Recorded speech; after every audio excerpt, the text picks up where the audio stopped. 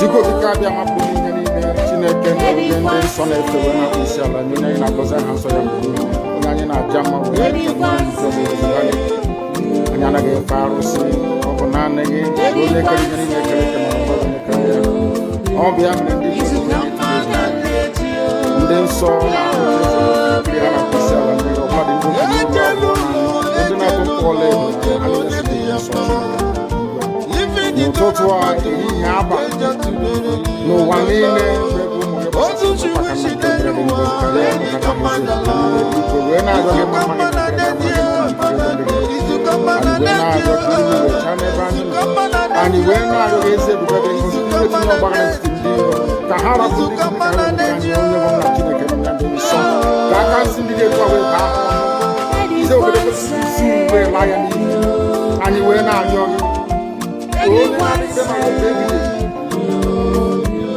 Because you will make a difference with your source and no more now. And we're not going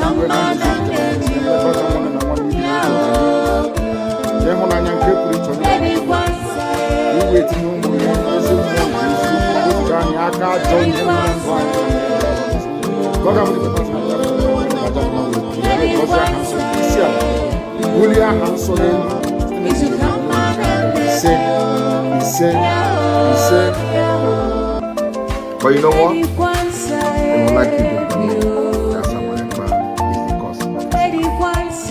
No. I am the solution, and the only way they can get to you is by kicking me out, which is not possible. I have come. Look with you. After I am done with Nigeria, Biafra will be free and enjoy freedom. Biafra will know the importance of freedom and what I'm going to do in 5 years to come. Thank you.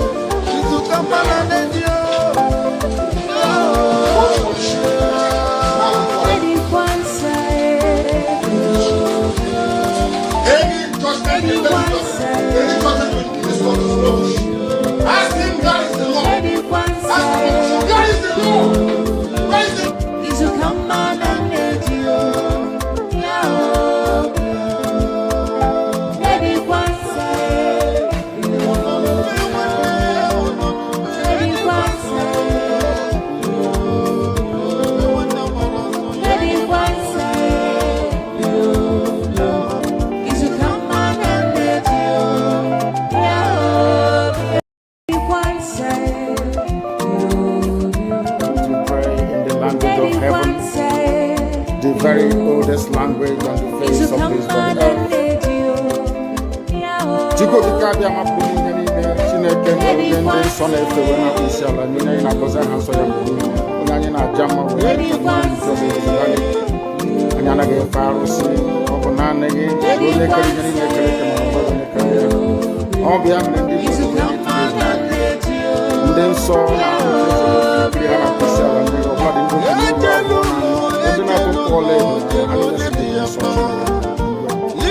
totwa nyaba no wanene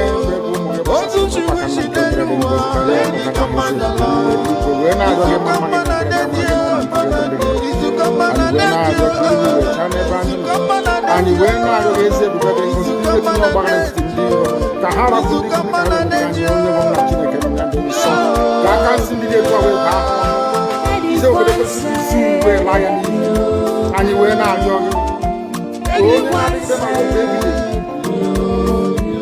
Because you will make a difference with your source and no more now. And you were not young.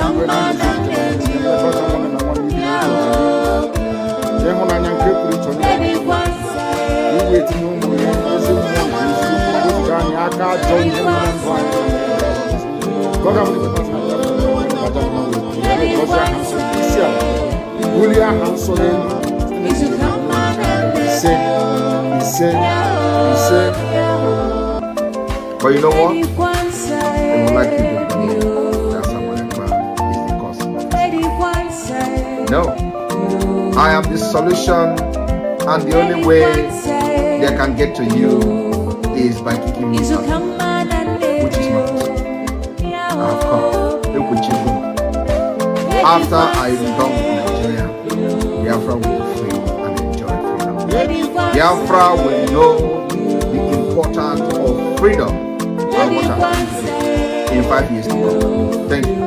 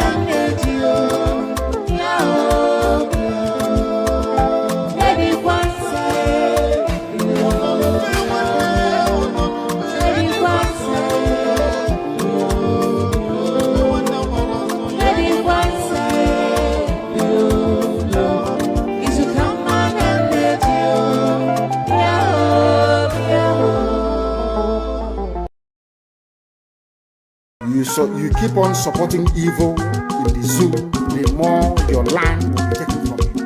The more your daughters will be raped and abducted, the more your sons will be slaughtered in cold blood. And under one Nigeria, there is nothing you can do about it. Absolutely nothing. Because one idiot that they groomed will rise up and say to you, oh no, it's one Nigeria, there is crime everywhere. Haven't you heard about Zamfara? Haven't you heard about Katsina? There is crime everywhere. That is not the case. The crimes you have in the north, the insecurity you have in the north is as a direct consequence of their own actions. They grouped them. Al-Qaeda in the Nigeria, ISIS in West Africa, Boko Haram, Fulani headsmen, bandits, all of them. Who brought them to Nigeria? It's Fulani. Fulani brought them into Nigeria. Everybody brought them in. All the state government brought them in. Are you deaf and dumb and stupid? When you come out and you pretend, oh, we are one Nigeria, go and show somebody was asking, where is the boundary, where would the boundary of Biafra begin? And I asked the fool, where did the boundary of Nigeria begin? People from Niger come in and go as they like. Most of these idiots are from Niger. They are building a pipeline to Niger. They are building a railway line to Niger. They are building roads to Niger. Whereas where the money comes from, which is Biafra land, we don't have those infrastructure. No, we don't. But you're taking our money. You come to you come to Onaji, you come to everybody, you come to Agulere, you come to Ebo, you take our resources, sell it, get the money, and now you're building the way to Nigeria, and you want me to be happy with you. Clap for your Nigeria, one Nigeria. I think you maybe not. You are insane. You come to my land, you take our oil, take our gas, take our bumper, everything, our VAT, our tax, everything. You are now building a road from Katsina to Niger, airport to Niger, refinery to Niger. You take oil from my land, you take it to Niger, you refine it, you bring it back to me as a refined petroleum. And you're telling me that country is viable. You're telling me that Nigeria should be supported. You are in one Nigeria, you're not going anywhere, and you're dying every day. Because those that they appointed to speak for you, they gave them money so that they will come out, pages of the newspapers to give the world the misleading impression that everything is okay. When things are go and see the contradictions in it. Nigeria is not working. We are marginalized. And then you come back to say Nigeria is one. You must stay in it together. Are you not foolish? These are the useless intellectuals that you have. On one hand, you say Nigeria is not working. You're marginalized. You are being discriminated discriminated against, you're suffering, they're killing you everywhere, and you come back to the same place and say Nigeria must be one. Had Nigerians gotten together to say they want to be part of this useless contraption, that's entirely their business. I mean, Democrats have subscribed to it. But have you asked yourself this question? Why is it that all those asking you to remain in one Nigeria has something to gain from Nigeria, or they have benefited in the past? Nothing more, nothing less. I saw the letter that Herbert wrote to President Biden. In it, Herbert said, come and help us fight terrorism in order to ensure that there will be no regional destabilization. That is their game plan at the U.S. State Department for very many years, until we stepped in. They keep trotting out these lies. Once Nigeria breaks up, there will be destabilization in the entire region. I said that because you don't understand African history. Most of these people are not people. When I say it, they say I'm insulting them. No, I'm not insulting you. Most of them are people. In Africa, we are tribal creatures in Africa. In Africa, we are tribal creatures in Africa. We always go back to our village where we are born, where our umbilical cord, our long, where it was buried. That's where we come from. That is why every Christmas, Easter, New Year festival, or August meeting, you see us migrating back to where we come from. And I keep saying these things to Africans, they don't understand it. They don't understand it. Everywhere in Africa during Christmas, if you like, be in South Africa, if you like, let it be in Kenya, you let it be in Rwanda, everybody from the capital goes to the village. If you go to Accra, the same thing happens. Our Father who art in heaven, that your name may be hallowed by name, that we may bow at the mention of it, that we may offer every glory unto thee, that we may offer you every adoration and adulation. To pray in the language of heaven, the very oldest language on the face of this very earth. Chukwu okike abịa mapụrụ m ihe niile, Chineke na onye ndị nsọ na-efe wee na-akpụ isi ala nye onye anyị na-agọzi aha nsọ ya mgbe niile, onye anyị na-aja mma wee na-eto anyị enweghị iche ọzọ ewezuga gị. Anyị anaghị efe arụsị, ọ bụ naanị gị bụ onye kere ihe niile kere eke mana onweghị onye kere ya. Ọ bụ ya mere ndị Igbo ji wee na-etu gị ebighị ebi. Ndị nsọ na-agba oche eze gị okirikiri ha na-akpụ isi ala nye gị, ọbụladị ndị okenye oru 2 na 4 bụ ndị na-atụ mkpọ ọla edo na ana ha niile si na-ede nsọ Chineke nna nke igwe. N'ụtụtụ a, ehihie, abalị, n'ụwa niile bụ ebe ụmụ gị gbasasịrị ka ụkpaka nna nke ebere dị ngọzi ka anyị na-akpọkọta ha eze ebube onye ime eluigwe wee na-arịọ gị ma mma gị na ebere gị amara gị na ọmịiko gị ebe ndị gị nọ. Anyị wee na-arịọ ka iru gị wee chaa n'ebe anyị nọ. Anyị wee na-arịọ gị eze ebube dị ngọzi ka iwe tinye ọgbaghara n'etiti ndị iro, ka ha rabụ ndị kụziri ka ha wee megide anyị onye nwe m na Chineke nna dị nsọ, ka aka nsị ndị dị etu a wee baa ha ọnụ, ije obodo ekwensu bụ zuu wee laa ya n'iyi. Anyị wee na-arịọ gị onye na-adịgide ma ruo mgbe ebighị ebi, biko ka iwe mee ka Biafra wee bịa ọsọ ọsọ nna nke ebere na ụmụ gị atakwala n'ahụhụ. Anyị wee na-arịọ gị iwe na anyị ezi echiche na amamihe, mmekọrịta nwanne na nwanne ịdị n'otu ọganiru, ịhụnanya nke pụrụ iche onye nwe m na Chineke nna, ka iwe tinye ụmụ gị ezi mmụọ nke eziokwu ma wezuga anyị aka ajọ ihe n'ime ndụ anyị nna nke ebere dị ngọzi. Ka ọ ga-abụ na ikpeta mazị na Biafra ga-abịa, anyị ga-aja gị mma wee too gị wee gọzie aha nsọ gị, kpụ isi ala nye gị, bulie aha nsọ gị elu site n'ebighị ebi ma ruo n'ebighị ebi ka a na-arịọ gị ise ise ise. This very morning, all of you, I believe that those who are watching know who we are and why we do what we do. My name is Unending. I am the leader of the indigenous people of Biafra all over this very planet Earth, the director of Radio Biafra and Biafra Television, and by the very special grace of the Most High Elohim, Chukwu Kikabia Mapurumi Henine, servant of the wonderful people of Biafra. We are live and we are direct this very morning, afternoon, or night, depending on where you are. And we start this very day by making it abundantly clear that the greatest enemy of a black man is the way that we reason. If not that the way we reason is very, very abhorrent, there is no need or reason why we should be suffering and complaining every blessed day without the courage to do something about it. When my lawyers came to see me, I had a discussion with them, about how I'm going to defend myself. I told them that no court in Nigeria has jurisdiction to try me.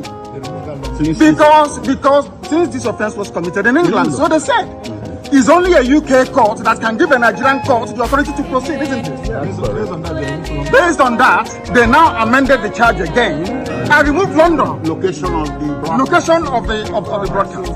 Contrary to section 196, 174 of the Terrorism Prevention Act 2022. In violation of their own laws. In violation of their own laws. And you want me to stand trial under such circumstances? Is that possible? Nnamdi Kanu to stand trial where these shenanigans are going on? It's not possible. Anybody standing in trial or coming to try me is a terrorist. That's what they are not saying. Not me. As simple as that. Section 2, subsection 3F of Terrorism Prevention and Prohibition Act. That's what it says. Any court considered to try me is committed an act of terrorism. Yes. Very clear. You cannot violate a treaty that Nigeria entered into and then come to try that very person. It's not done anywhere in the world. So you must be aware of that. So that is why there is all these ridiculous delays. That is what the Supreme Court said. I did not jump bail. My home was invaded. They came to kill me and I survived. They came to Kenya to kidnap me, brought me back to this country and seeking to try me, which the law says cannot happen. You cannot violate a treaty that Nigeria entered into and then hope to stand on that illegality to conduct a trial is not done anywhere in the world.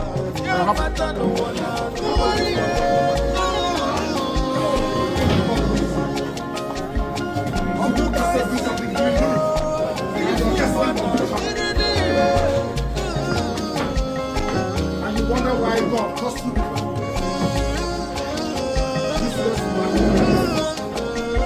You don't know what justice means. You have no idea what justice means. You don't know what justice means. Useless. Your constitution says you cannot try anybody unless the law is written. Show me the law. Show me the law. I want you to talk to this. Show me the law. Don't try that. Don't try that. Don't try it. Don't try it. Don't try rubbish. Don't try rubbish. Useless people. You don't know law. You don't know law. Your own constitution you don't respect. Supreme Court's judgment you don't respect. Then why we in the play? Why we in the play?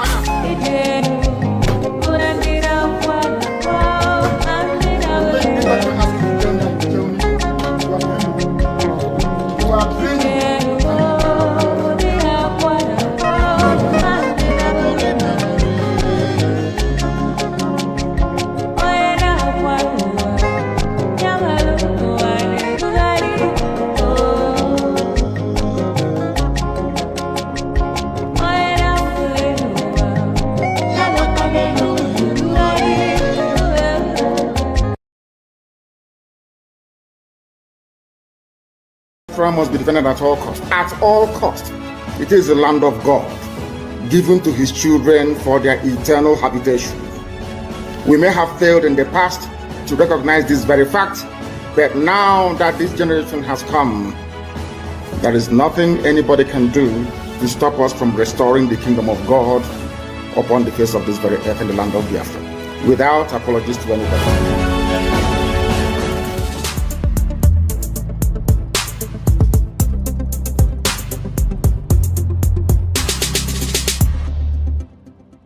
The Fulani approach to the zoo called Nigeria is called the devil's alternative. Fulani, they have this two-pronged approach to the issue of one Nigeria. If they collapse you through banditry, they will overrun you because they believe they have superior weaponry. Right now, and all of them are in this game together. That's number one. If you sue for peace, which idiots like Omahi are doing, if you sue for peace, they will also get what they're looking for because they will plant Ruga in every local government area. The devil's alternative, whichever option you choose, men are going to die. Men will die. It doesn't matter the option you choose. If you wait for them to do things peacefully, which they will never do, they are going to kill you anyway because they'll be Ruga. And you allow them to forcibly take over your land, you are taken over, they will take it by force.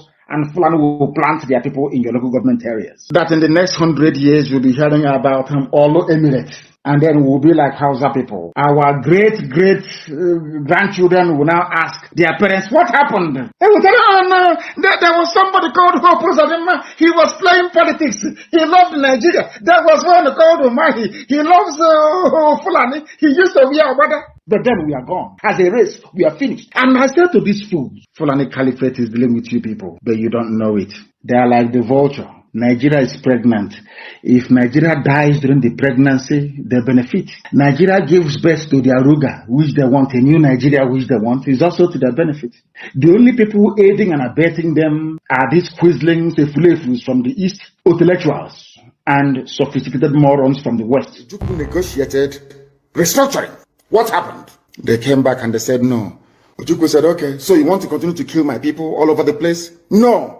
Because of that, I'll declare Biafra. Today, they have brainwashed all of you with the perverse notion and thinking that somehow Ojukwu is responsible for causing a war, when opposite is the case. That Gowon was the aggressor, not Ojukwu. That's how Nigeria is. Always blaming the victim. And we lost over 5 million people during that very genocidal war. They killed over 5 million Biafrans. They wanted to wipe us away from the face of this very earth. But we survived it. And we are here today. Those they gave birth to, they have come. And this time with a wrath that you cannot even begin to imagine. And what we are pursuing is a part of pressure, relentless pressure, to ensure that Biafra comes. How are we going to employ that pressure? There are only two ways to get your freedom in the history of the whole world. Freedom can be gotten only two ways. One is through the ballot box. In other words, people will contest and they will have Biafra Nationalist Party. Yes, as they have in Scotland. And then we vote for them. When they then go to the house or maybe go to Abuja, they will say, we are here under the mandate of Biafra Nationalist Party. Because of that, we want to go and conduct a referendum in order for us to be free. The other way, you fight. Either you go through the ballot box or you fight. Which option are we choosing? We have chosen to fight.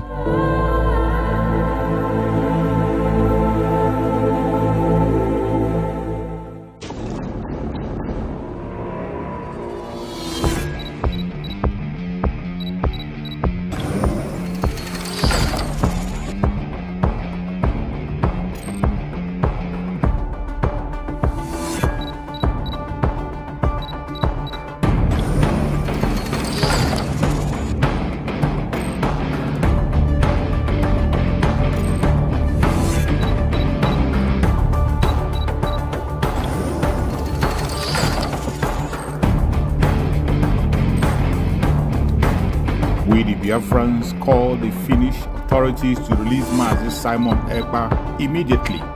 Our Prime Minister, Mazi Simon Ekpa Joko, has not committed any offense. Therefore, we demand for his immediate release. Free Mazi Simon Ekpa and free him now. No hand must stop Mazi Simon Ekpa from exercising his duty as a free man.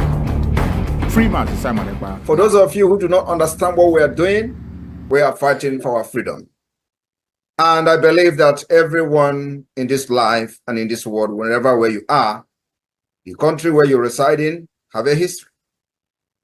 Now, I want every one of us here today and those who will listen to this particular speech to note one very important fact.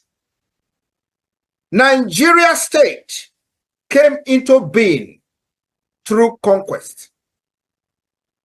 This is a fact that nobody can change. Nigeria came into existence through conquest. And the forceful imposition of foreign rule, which denied the indigenous people in Niger area the opportunity to negotiate and choose what they wanted. That is the problem. We have lived with this foreign rule and this forceful union for decades, over 100 years. That is the problem. Now, I want everyone listening to me today to also understand that after this forceful union of Nigeria called the amalgamation, successive regime, both before and after the shambolic independence, continue to hold the state together in a similarly forceful manner, the same pattern and the methodology that the conquest and invasion and the colonizers came in with. They thought by the forceful and the barrels of the gun, they will continue to kill people for the unity of Nigeria. That also is the problem today. So, this impression that they are creating, that the country must remain as crafted from the amalgamation by the colonialists, and that this country called Nigeria unity is non-negotiable. That is also the problem. We have lived from centuries to century, and today we are in the era of 21st century. We are now in a global village where the things of the past and the things of the old are changing to become new. And they don't want to change Nigeria with the dangerous diversity that have now emanated from different angles and the different injustices and corruption, and now Nigeria has found itself to become an Islamic state. That is the problem.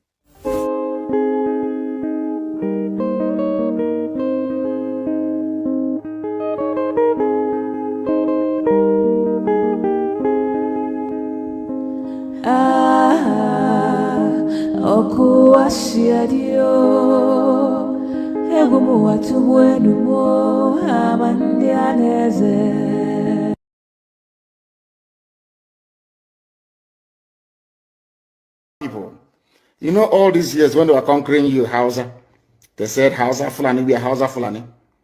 But now they feel they have taken you over. Now they feel that they are at the crust of their conquest of Nigeria.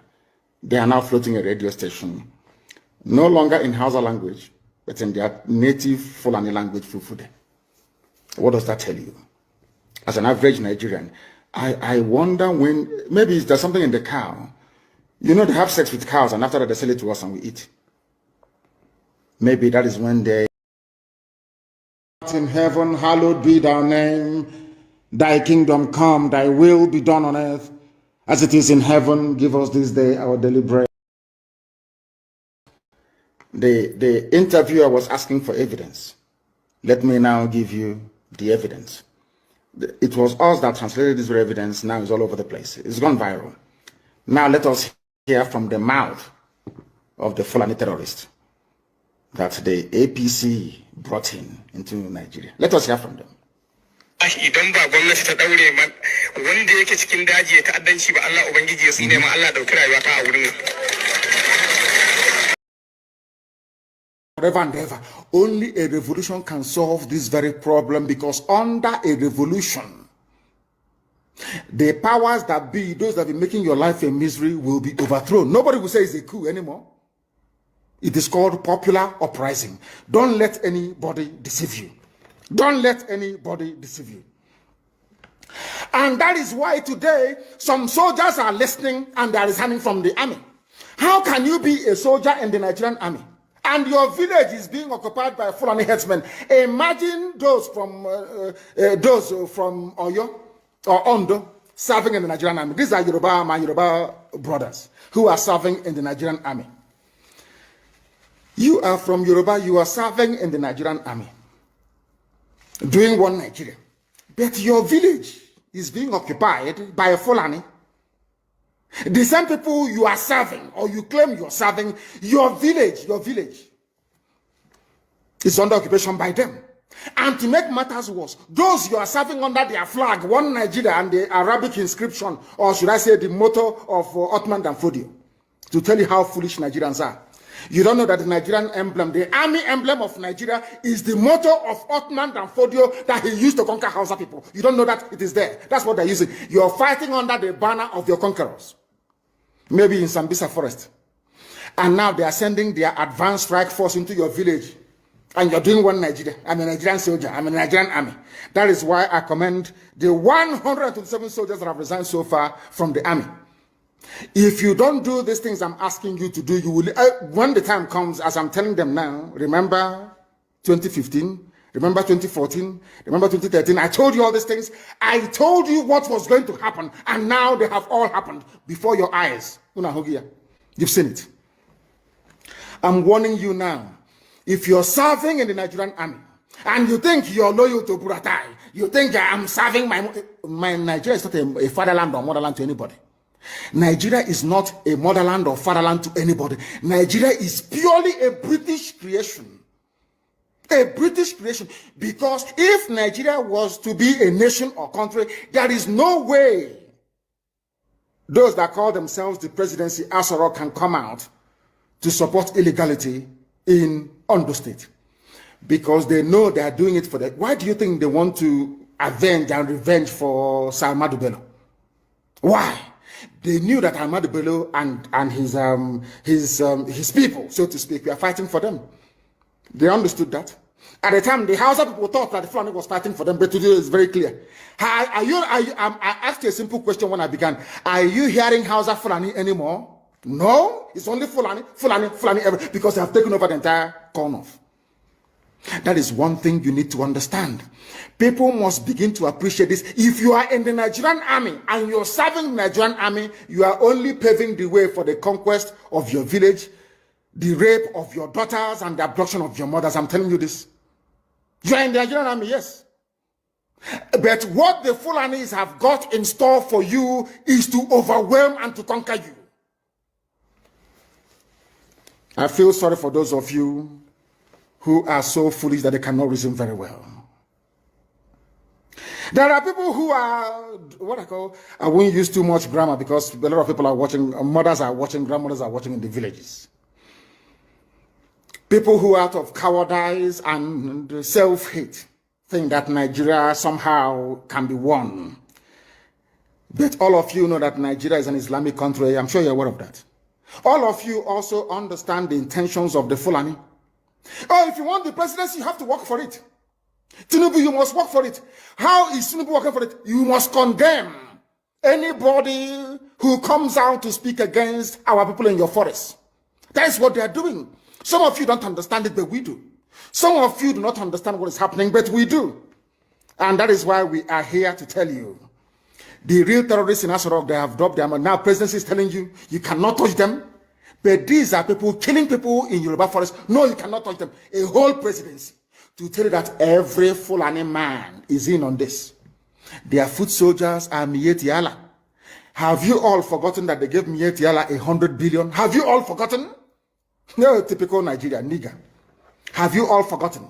So you've forgotten that this so-called presidency, Garba Shehu, gave Mieti Allah 100 billion to come down to the south to give peanuts to useless monarchs and traditional rulers so that our forests can be taken. Have you all forgotten? Oh, you have. Of course, you're in the zoo. You've forgotten.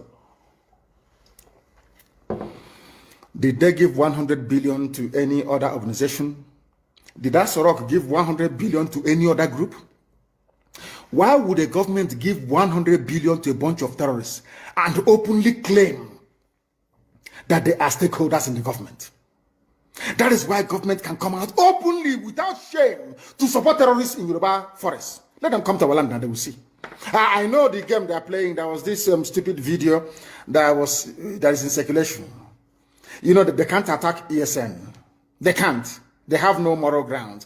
But I'm sure they gave money to some idiots and gave them guns to say they are Biafran army. I don't know if they're up to 6 or 7 of them, which is a lie. It's a DSS creation. So they can have justification to say to Biden or the US ambassador, can you see they now have Biafran army? We can now move in to attack them.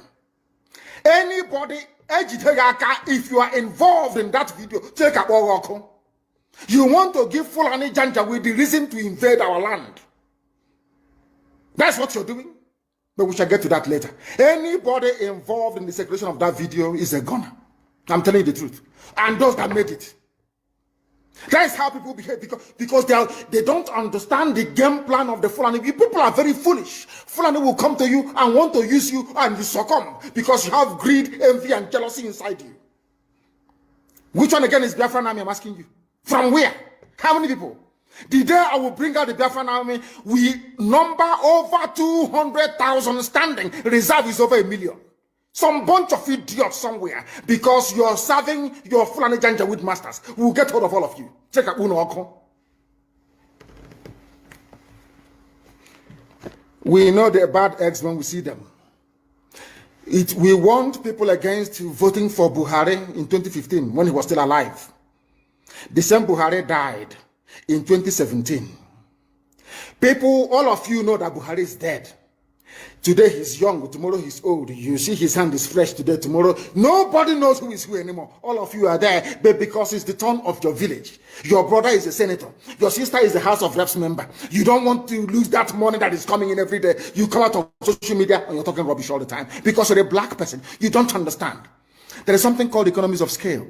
Some of you cannot reason very well. You claim you went to school. Sometimes I wonder the type of lecturers you had in your useless schools that you went to.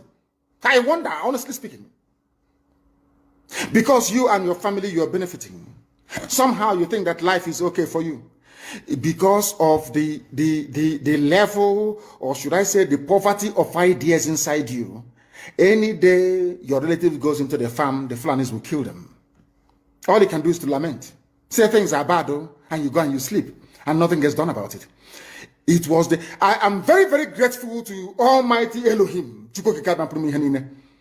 That the courage today that you have in Yoruba land is because of ESN. The courage of Amoteku to say no to Fulani is because of ESN.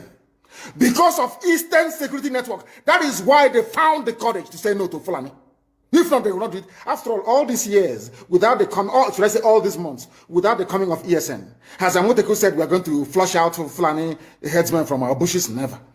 It's because they saw us, they have seen us doing it. They said, oh, we might as well do the same thing as well. In order to it's called the pincer movement, to cut us off. They got some people, I don't know whether, maybe in Olu or whatever, got them together, gave them, say, we are Biafran Army, a few idiots. They are shooting gun, we are Biafran Army. Inside somewhere. Did we tell you that we have formed the Biafran Army? We said when we form it, the world will know that we have come. I don't hide anything. If you claim you are behind any useless group calling themselves Biafran Army, show your face because I'm showing my face on video. I claim ownership of not ownership, of course. I can claim responsibility for ESN. Can you claim the same thing for Biafran Army? If you claim you're a human being, that's to say it's all the handiwork of DSS. Mad people every idiots everywhere. Africans and lack of discipline. You don't have discipline. You don't have discipline. That was why the white man came and conquered you, because you lack discipline. After the white man must have finished with you, Fulani came from Senegambia because you have no brain. Lack of discipline. Every idiot thinks they can lead. They don't know what leadership entails. Every monkey thinks, oh, maybe if we have it. Nobody is funding IPOB ESN. It's only IPOB that's funding it worldwide. If you think you can bring 2 or 3 people together with a few rifles, and because of that, you can start calling for funds, you are wasting your time. You don't know our people. They won't give you a dime. Fulani is making use of your brain. You cannot say it. They come to you, oh, why don't you fight Yoruba? Oh, Yoruba is against Igbo. Igbo is against Yoruba. Fight each other. The same thing they did in the constitution of Biafra land. They told Ogoniman, you're not Igbo. He said, okay, I'm not. Ija, you're not Igbo. No, I'm not. Oh, you're not Igbo. Some of them, of course, most of them are Igbo, they agree. No, I'm not. And I want to ask Ogoni people something today. Some of you don't understand the meaning of what is called divide and rule. You know, you read it, oh, divide and rule, they divided us. You don't want to put your brain behind it to understand what it means. You have no idea. When they ganged up with Sarawiwa to say Igbo man is our problem, today, all that oil spill in Ogoni land, have they cleaned it up? I'm asking a question. Have they cleaned the oil in your land? Igbo man is your problem, yes? Have they cleaned the oil spill in your land? You are begging them to clean the mess that they made. How many of you own oil wells from Ogoni land? Igbo man is your problem. They want to conquer, they want to use Biafra to deceive us, to take our land, to dominate us. All of you crying about Niger Delta marginalization, all these years that you have nothing to do with an Igbo man. Have you survived? Have you survived? I'm asking you. Have you survived? Now, let me tell them something today they don't know. The free world, they have a defense, should I say, organization called NATO. Who are the leaders of NATO? The North Atlantic Treaty Organization that every civilized nation belongs to. Who are the leaders of NATO? It is the United States of America. Somebody must lead. It cannot be everybody. One person or a group of, they must lead. They must lead because they have what it takes. God gave it, made it so in the East that we are all related anyway, as one people, tied. That's why you have Igbo, indigenous Igbo people in Bayelsa, indigenous Igbos in Rivers, indigenous in Delta, majority Igbo people. Everywhere, all the way to Igodomigodo, in Edo State, in Idu land. God made it so for a reason. The first revolution in Nigeria was led by an Igbo man, Nzogo. That is the way God made us. I can't apologize for it. Because if we leave you to do it, you cannot do it. In a billion years, you cannot do it. You cannot do it. Because you don't have what it takes to confront the Janjaweed. We do, you don't. With all due respect. Is Ogoni land clean? Do they have clean water? Do they have good schools? The same thing for Ijo. Ijo, do you have good roads and good schools? Good health care? No. They will put somebody in office for 4 years or 8 years. He will build one community center and say the dividends of democracy. As okay, whereas he's planning to relocate his children to Australia. Every day you wake up to the same rubbish. Every day you wake up. Every day you wake up to the same garbage. Day after day after day after day. And what is your response? The same thing over and over and over again. You go back now and say, oh, hey, I'm from Insecurity. We are not part of what they're doing. And you accept. And look at your life and how miserable it is. You lament, you lament, you lament, but you don't have what it takes to make the much needed change. They say that all the government of Ondo State and others must draw a boundary. Where, who are the bandits and who are the law-abiding? How can we know? As I'm going there, my phone, when your man all the lizards, all the, you know, now lizard, their stomach is almost on the floor. So we don't know which one has belly ache. How do we know? How can you differentiate between a good headsman and a violent terrorist headsman? How can you know? How can you know? I'm asking you. Mietiala is there, remote controlling all your lives. Look at how they installed, after installing Hope, they installed the idiot Hope, George Obiozo. George Obiozo was the man that took Hope to the north to go and introduce him as a politician. The same Uzodinma that George Obiozo, he's an intellectual, as they, you know, the fools. Once they give you a degree, they say you're an intellectual. George Obiozo, before you took Hope Uzodinma to the north, did you know that Hope Uzodinma was doing 419 in Lagos? He was a fraudster doing Yahoo in Lagos. Who doesn't know in Imo State that Hope Uzodinma was a fraudster in Lagos? These are the type of leaders that they imposed on our people. Idiots. And we are there. Apex organization. Apex organization. Apex. These are errand boys for the caliphate. That's why BBC is promoting him. That is why they're all promoting. That is what they have always done. Black people are like that. As I told you before, when the British came to stop the eastern advance of the French colonial forces in Benin Republic, in Badagry, basically in Badagry. You know what Britain did? They didn't go to England to come bring soldiers. They went to Ghana. They recruited Ghanaians, black niggers from Ghana, to come and help them to conquer their fellow niggers in Nigeria. They didn't have to go travel very far. That is why I keep saying that the brain of a black man is his greatest impediment. You see, inside this brain, everything a black man is suffering from is here. Inability to reason. Inability to reason. It is the truth that I must tell you. Some may not like it, but of course I will tell you. You cannot, the presidency is telling, you cannot unilaterally push out headsmen. What are they doing in the bushes? In the forest? And they said it's to feed their cattle. Before the white man came, where were you feeding your cattle? Fulani? Where? What was your cattle eating then? They said it's climate change. Of course, it's a lie. You came from very barren, arid Sahel. No rain in Sahel for centuries. It didn't start today. You were able to keep your cattle, you drink the blood and you drink the milk. That's how you survive. Now, what are you doing in Ondo Forest? Our people cannot see because they are blind.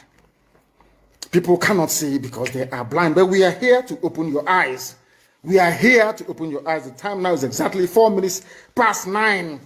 Sorry, we are 4 minutes. What am I? No, I think that is UK time. It is 4 minutes past 10. I'm looking at the UK clock. It's 4 minutes past 10 a.m. in the blessed land of Biafra. We are under the bondage of the zoo because a few idiots want to be president of Nigeria. Because after that, then what happens? All of them killing themselves over Jonathan presidency. From the so-called Niger Delta or Yoruba that was dying because of Obasanjo presidency. Where are they today? They are still the ones crying that things are not okay. So you think as an Igbo man, if you're there for 8 years, somehow, miraculously, you will change anything? Ironsi tried and they killed him. Use your brain. It was meant to be Alex Ekwueme after Shagari. Buhari overthrew the government in 1983. Some of you don't know history. Rather than allow an Igbo man to become the president, they did a coup. Some of you need to reason very well. Obioso, you claim you went to school, you should be able to use your brain. Oh, can you believe it? People who are foolish, they cannot, because of the Nchonche wild chicken change they give you in Abuja. You don't have a house in Abuja because of that. You are going to suffer and die. Check it, there are mad people. You've not seen anything yet. You have not seen anything yet. At this point in time, let us take some questions. Then we'll continue. If you want to send us a question, please, I'm not going to take a direct call. I will call. Under bondage in the zoo will be set free. I said everybody in bondage in the zoo will be set free. I don't hate anybody. I don't despise anybody. If I mention your ethnicity or your tribe, if I am a bit hard on them, know that I am specifically referring to those of them that they call their leaders, those who have led us this very blind alley, this very blind path, those of them that will continue to deceive, those that will continue to lie, those that will continue to prevaricate, those that cannot deliver any measurable or tangible developmental indices at all, in any way, shape, or form. We have come that the blind may see, not in the way they do it within Pentecostalism, but we have come to impart knowledge and reason. We start this very evening by looking at the very laughable, I say laughable broadcast by Jubril Aminu Els of heaven, the very oldest language on the face of this very earth. Because I can say that from what I have just listened from you, it is just not ordinary. You're very wonderful.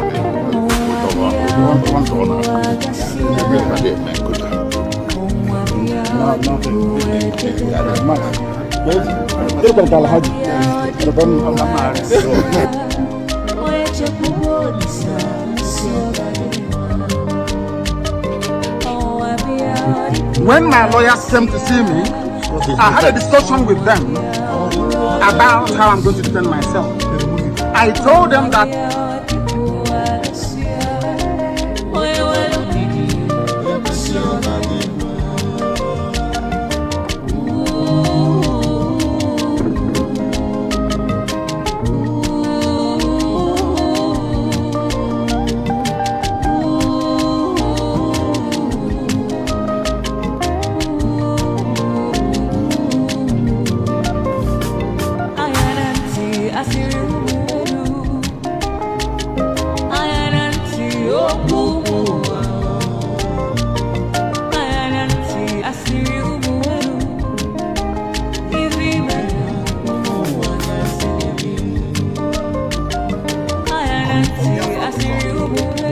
and I'm going to help Mazin and the Believe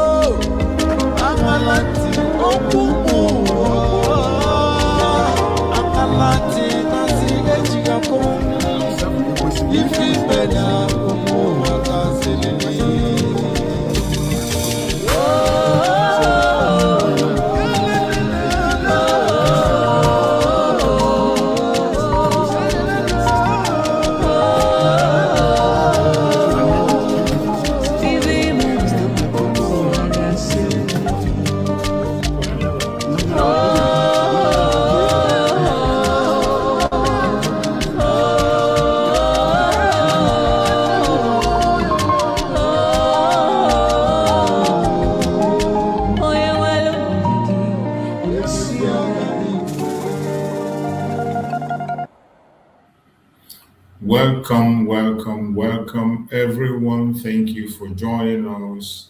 Merry Christmas in advance. It's a Christmas period. I can understand many of us are busy, likewise myself. So, but we must have to find out time, no matter how little the time is, to exchange views, because no matter how much we celebrate, we still have a responsibility. We can never forget that responsibility to continue to speak about our freedom, and we will continue to do so. So I thank everyone that have joined us on this platform today. Thank you for being part of the program. And as you have joined, like the program and share as much as you can. So on today's program, we have come to continue to evangelize and to speak. Remember, in this platform, we don't come here to instigate violence. We do not come here to preach hate. We don't come to attack people or individuals. The only thing we do is to preach the gospel of Biafra, to send the message out there for people to hear our voice and for the world to know what is going on in the contraption called Nigeria, more especially on Biafran side. We will continue to bring these informations to the world, no matter how difficult it is, no matter the attacks we are getting, no matter the hindrances we are getting, we will continue to speak anytime we have the opportunity. For as long as we have the grace to still come online, I have always promised that I will always be here. Even if it is one or two people that are still there, I will come here and speak. And by the grace of Chukwu, only him can be able to send this message where he wants the message to be. So I appreciate everyone that have connected, wherever you are connected from. Thank you for being part of the program. And today we have chosen a topic which says, Christmas under siege. The unending war against Christians in Nigeria. Faith is not a crime. Christmas under siege. The unending war against Christians in Nigeria. Faith is not a crime.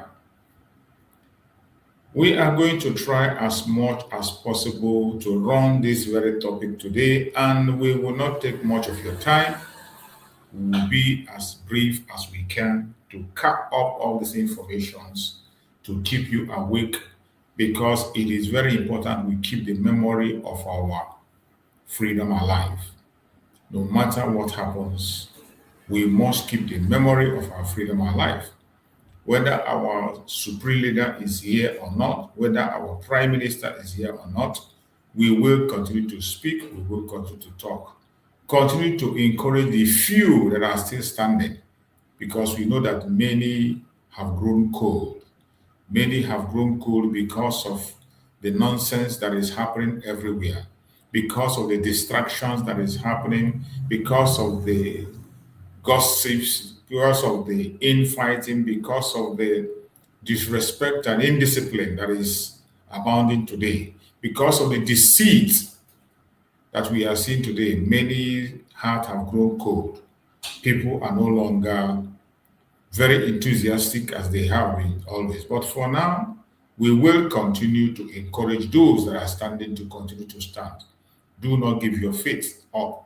Do not give your hope up. Continue to stand. Continue to do your part. And I bet you will never be disappointed. At the end of the day, you'll be glad you stood to this point. Thank you for watching wherever you are watching from. My fellow Biafrans, I appreciate every one of you. We have come again today as we always do. I'm here to tell an uncomfortable truth as I always do. And I want you to pay attention with the few minutes I'm going to spend here so that you can get one information or two out. While the world sings Merry Christmas, while churches ring bell of hope, while families gather to celebrate peace, Christians in Nigeria gather in fear. Fear of attack, fear of displacement, fear of death. That is the reality of the situation in Nigeria. And the question we must ask today is simple. Why is Christmas a season of blood for Christians in Nigeria? Why is Christmas a season of blood for the Christians in Nigeria? That has been the case all the time. It is not the first, not the second, and might not be the last if Nigeria does not end. But the question is, why is Christmas a season of blood for Christians in Nigeria instead of a season of celebration?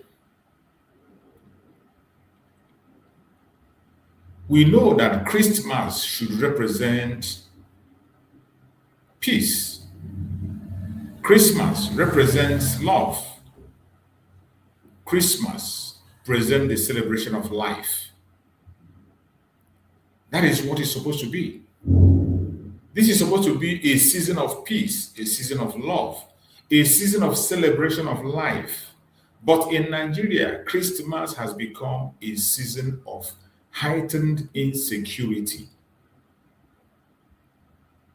In Nigeria, Christmas is a season of heightened insecurity, a season of targeted attacks, a season of forced displacement, unanswered questions. Why is it so? Year after year, festive period come with warning, not joy. Every time, every year, when Christmas is approaching, it comes with warnings in Nigeria. It comes with warning instead of coming with joy. And let me say this clearly.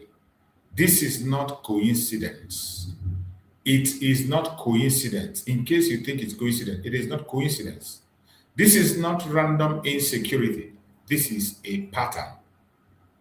This is a pattern. This is why everybody must be concerned. The unending danger against Christians have persisted. Every Christmas it's become much more dangerous to be a Christian in Nigeria. Every Christmas, there will be a bloodbath. It's a very terrible time that people are even scared to travel. Let us speak truthfully. Christians in many parts of Nigeria live under constant threat. But the danger intensifies during Christmas, during the New Year, during the Easter period, during major church gatherings. This is the reality of Christianity in Nigeria. Whether you want to believe it or you don't want to believe it, you want to ignore it, you want to pretend it's not happening, it's okay by you. But if you are a Christian and you are ignoring and playing down on the genocide of Christians, I bet you are going to pay the price. You are going to pay the price. Many that have tried also pay the price. Many are not here today to tell the story. The truth remains that Christians in many parts of Nigeria live under constant threat, but the danger intensifies during Christmas, during New Year, during Easter period, major church gatherings. The threat doubles. Entire community are forced to cancel celebrations. We have seen it on several occasions, where an entire community cancel celebration. Churches close their doors or worship in great fear. Families sleep with one eye open. This is the life of a Christian in Nigeria today, more especially in the northern part of Nigeria. In the northern part of Nigeria, families sleep with eyes open. Yet, every year, the same response comes from authorities. Every year, it is the same response from Nigerian authorities, the military, the police, the same story. It never changes. They never take action. They never come to the rescue of the people. The same story over and over again. They will tell you that the situation is under control. That is the common language they use. The situation is under control. Control for who and by who? That should be the question. Control by who and for who? Because it is clearly not controlled for the victims who are being murdered on a daily basis. For the victims who lose their life and the means of livelihood, lose their homes, lose their loved ones.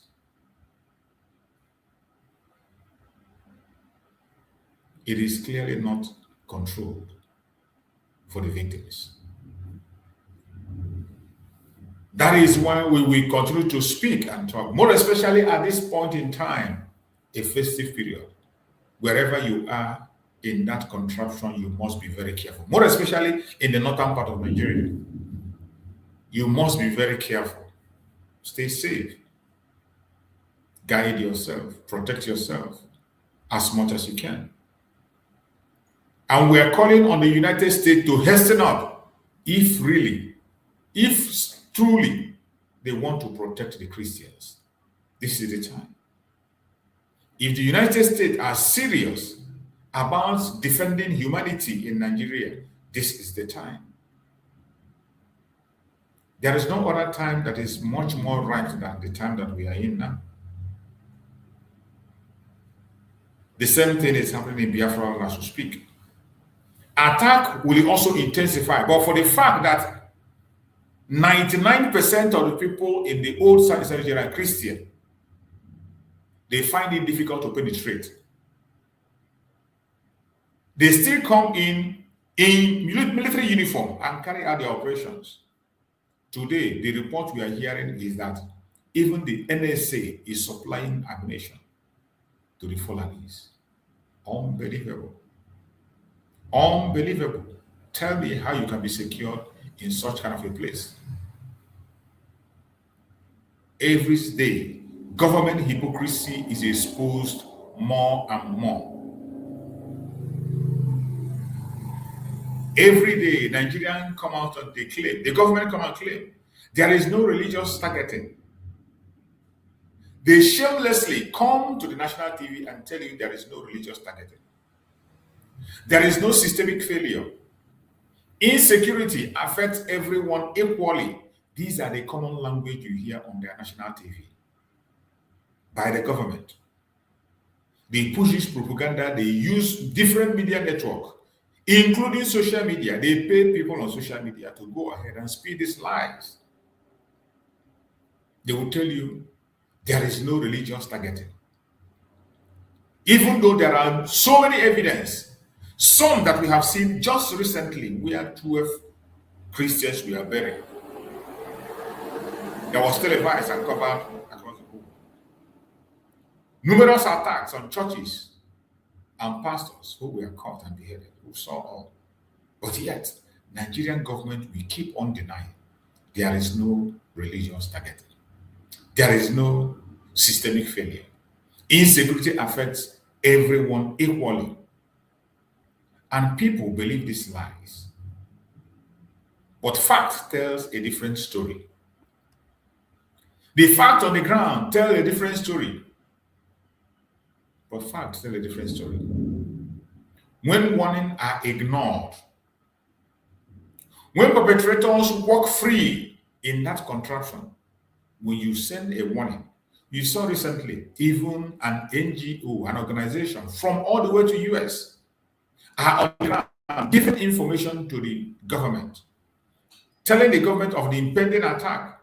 They ignore it, they do nothing, and yet the attack is carried out. I'm talking about an international organization being the one to give this Nigerian security and government an intel of what is about to happen. Even after that information is provided, nothing is done and lives are lost. When perpetrators walk free, the perpetrators of this crime, they walk free. You have seen on several occasions. Look at the children that were released recently. They went and negotiated and brought children, but those who kidnapped these children and continue to kidnap again and again, none of them has been apprehended. When justice never comes, that is not just insecurity. That is institutional failure. What we have in Nigeria today is institutional failure. Institutional failure is what we have in a contraption called Nigeria. There is no two ways about it.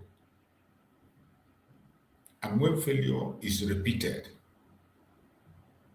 and unaddressed, it becomes complicity. When we talk about complicity, it is not a propaganda. People in the government have come to accuse the same government they were working for. When a general will tell you that their hands are tied, the military men in the front line will tell you that their hand is tight. And former military general will tell you that the military is colluding. What else do you want to hear? It is sad. Every day we hear the dangerous language of denial. One of the greatest danger is the denial. Nigerian government never ever take responsibility. They continue to deny. They continue to deny. Every day, every minute, every second, they continue to deny. They never take responsibility. It does not matter what you say and how they will never take responsibility. The only thing you see from them is denial. They deny the Christian genocide. They deny the herdsmen attack. They deny the insecurity. They deny poverty in the area. Everything that you can think about that have failed and the whole world is watching, they deny it. The constant use of phrases like unknown attackers. That is a very common thing. Unknown gunmen. It is the same government that generated this very language unknown. How can a government boldly be speaking about unknown, and then you claim to be a government in a sovereign state with a security outfit? But every day your report comes with unknown. For many decades now, every report in Nigeria is unknown. Unknown attackers, unknown government. The next lie they tell is an isolated case. They tell it's an isolated incident. Isolated incident. And they say it sounds nice to them. The next language they use is clashes. When there is a terrorist attack, they call it clash. When there is a genocide, they call it clash. And they sit comfortably in international media and they begin to use this phrase.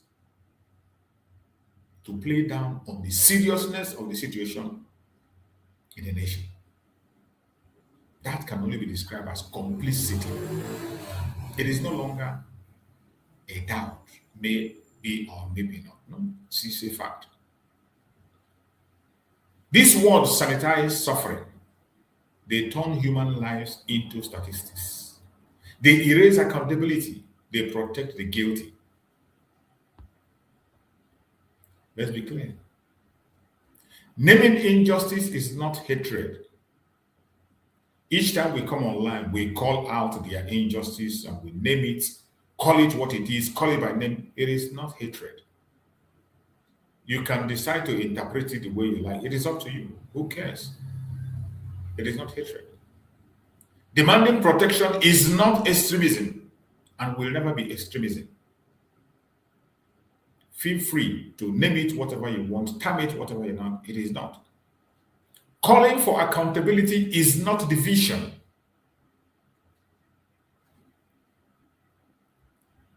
And I want the whole world to be aware of this. And we will never stop. It does not matter how long it takes. It doesn't matter how difficult it is. It doesn't matter even if our life goes in it. We will continue to name injustice because it is not hatred. We will continue to demand protection for human life in that contraption. That is not extremism. We will continue to be calling Nigeria and their cohorts out for accountability. It is not division. We will never stop. No matter how long it takes, no matter how difficult it is, we will continue. The Christian faith is under pressure in Nigeria. Under immense pressure. Christians in Nigeria are not asking for privilege. No. They are asking for basic human rights. Just like the Biafrans are asking for basic human rights. The Christians in Nigeria are also asking for basic human rights. You see, when I tell you the connection between the genocide of Christians and that of Biafrans, some of you might doubt it, but with things that are unfolding and the way things are going, you begin to understand that attack against Christianity is an attack against the Biafran people. An attack against the Biafrans is an attack against Christianity. Christians in Nigeria are not asking for privilege. They are asking for basic human rights, the right to worship, the right to live, the right to celebrate without fear. That is all they're asking. Faith should never be a death sentence for anybody. People should be free to practice whatever faith they choose. People should be free to choose whatever faith they desire.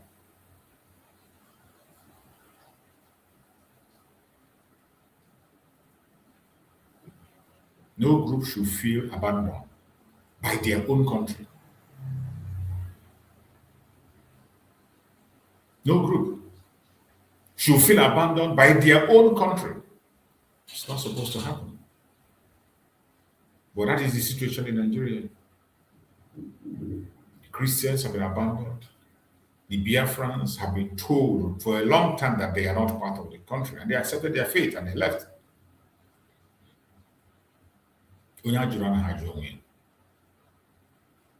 But the disturbing thing is the world's silence. If the level of targeting violence happens considerably in other parts of the world, there will be emergency summits.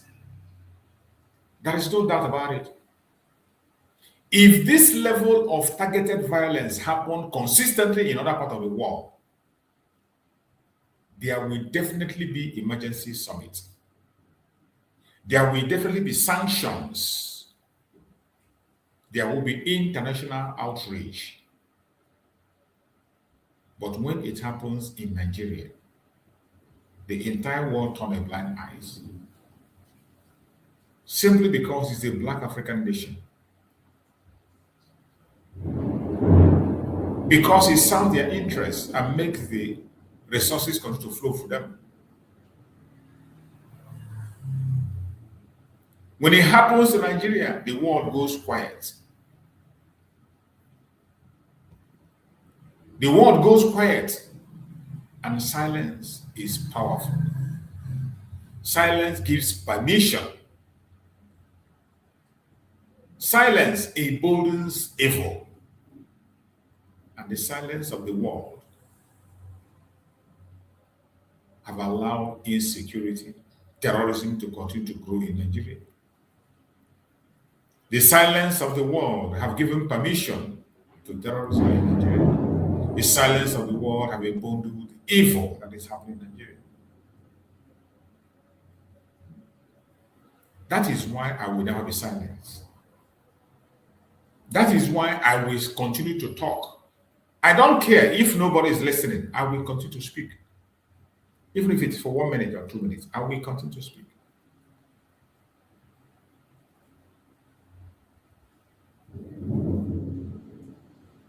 The world do not care because it has to do with Black African nation. We must continue speaking. That is why platform like this matters. That is why our platform is speaking against all the attack and hindrances and obstacles. Because if we do not speak, lies becomes official truth. Victims are forgotten. Injustice becomes normal. I refuse to normalize suffering. I refuse to accept excuses. I refuse to be silent. I will not, no matter how difficult it is. Every one of us should continue to raise their voice. Continue to share information. Continue to reach out to others. Make the message travel farther than the propaganda. Speak in your own platform. If you cannot do program, like and share so that others can be able to get the information. The criminality is so much. Nigeria is busy with propaganda, destroying everything on its path with lies. There is no truth anyway. But we cannot allow this to continue. That is why we must stand up and continue to speak against all odds. Continue to add our voice against all odds, against all the attacks, against all the propaganda, against all the blackmail. We must continue to do what we have to do. In a country where the National Security Advisor is the one empowering the terrorists, what are you going to do? The National Security Advisor empowering terrorists, what are you going to do? Your faith lies on the international community, and that is why we are shouting. I want you to hear this. Security Advisor told all of us that those who were arrested with automatic weapons, Fulani, that these were Miyetti Allah vigilante in a country. The National Security Advisor came out to say that he was the one who harmed this Fulani vigilante, who are unknown to other security forces. Now, this would not have been particularly galling if I had not been aware of the lamentation of the old soldier, General Togun, who was given the task of heading the Amotekun in Oyo State, but who could not deliver anything effective simply because the Nigerian state would not allow Amotekun forces to have proper weapons. They were denied the capacity to even be trained to bear proper weapons.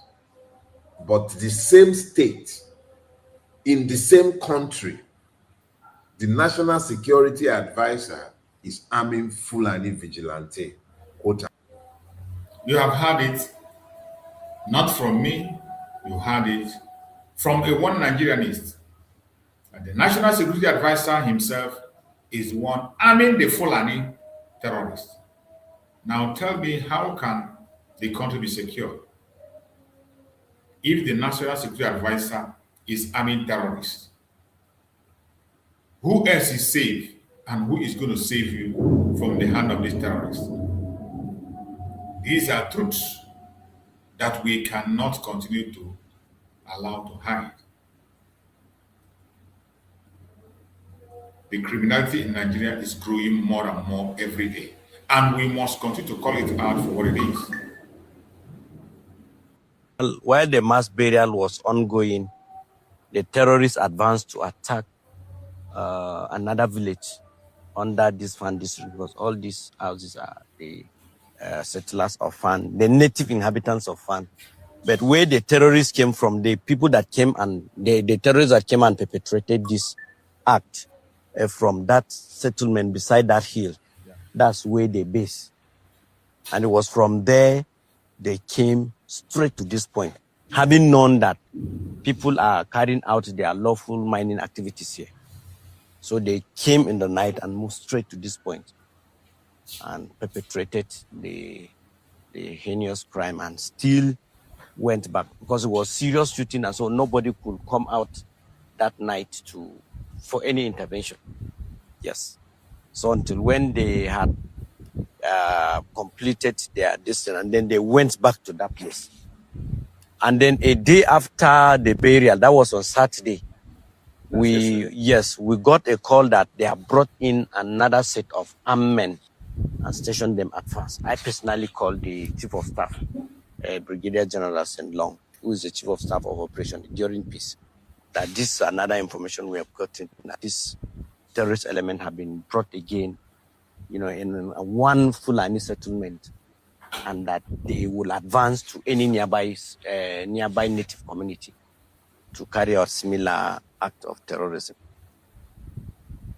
So, and that is this what has been happening over and over and over, especially during this season, Christmas season, when rainy season is also setting in, and then when harvest season is also setting in. These are the period that they usually carry out these heinous activities, so that people will not, one, celebrate Christmas, and then two, people will not cultivate their farmlands, and then three, people will not be allowed to harvest the few farmlands that are able to survive the alarming mischievous grazings. Because like this year alone, we've recorded not less than 5,000 farmlands destroyed. Yes, not less than 5,000 farmlands destroyed. In one day, here in Gaza, after the last checkpoint we passed before coming here, there was about 76 farmlands were destroyed in one day. In one day. What you need to really invest in is not drones. You need drones. Exactly. And in short, how... Your governorship. Drones and all it. Exactly. And every of their strike that you see it with precision, they usually use drones. They fly drones to give them the precise target, and that's why they will move straight to that point. And we had asked the authority, the security, how do we then know the drone belonging to the terrorists and the one of the Nigerian security, particularly the Operation Safe Haven? Because anytime they will be attacked, you will see drones. And when you call the security, they will say, it's their own drone. And then their own drone. So the whole thing there is that, could it be that the terrorists are working alongside the federal security agents and flying those drones, and then they will come and strike with precision, or they also fly their own drone, separately from the one that Nigerian security fly their own, so the whole thing, we cannot actually fathom and decipher what is really happening in this general area. So thank you, Barrister. I think we don't have enough time. We are here, and evangelists have seen the site of the grave of the mass burial of this attack. From this moment, we'll go to the house of the chief and then pray with those affected there, and then condole them with, because we have a program again. So we appreciate you showing us here. You have heard it This is about the attack that just happened recently. You heard the man say that even while they were burying the 12 people that were murdered in cold blood, the Fulanis were preparing to attack again. While the burial was going on, they were attacking another village again. And look at what the man is explaining, that when they are, before they come to attack, they fly a drone. The drone will come and make surveillance. After the surveillance of that very drone, the terrorists will come and attack. And the man is saying, if the military claim that the drone is there, because when they tell the military about that drone, the military will tell them that the drones belong to them. So how come does the military drone come to make surveillance and supply information to the terrorists? Or do the terrorists also have the similar drone that they are flying over? And why is it that the military cannot see the drone of the terrorists flying over alongside with their own while they are surveilling the environment? You see, when we talk about the complicity of the government in the terrorism in Nigeria, it is deeper than you can ever imagine. With this testimony alone, you saw the people that were sent from the US who are there.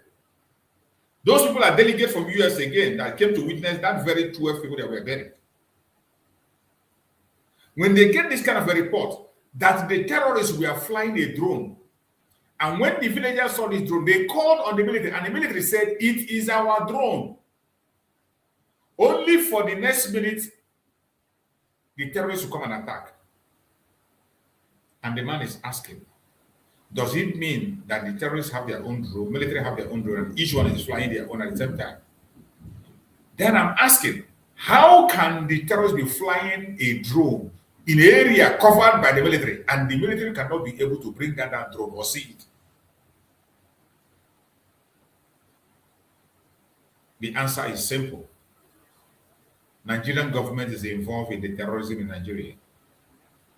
The Islamization of Nigeria is real.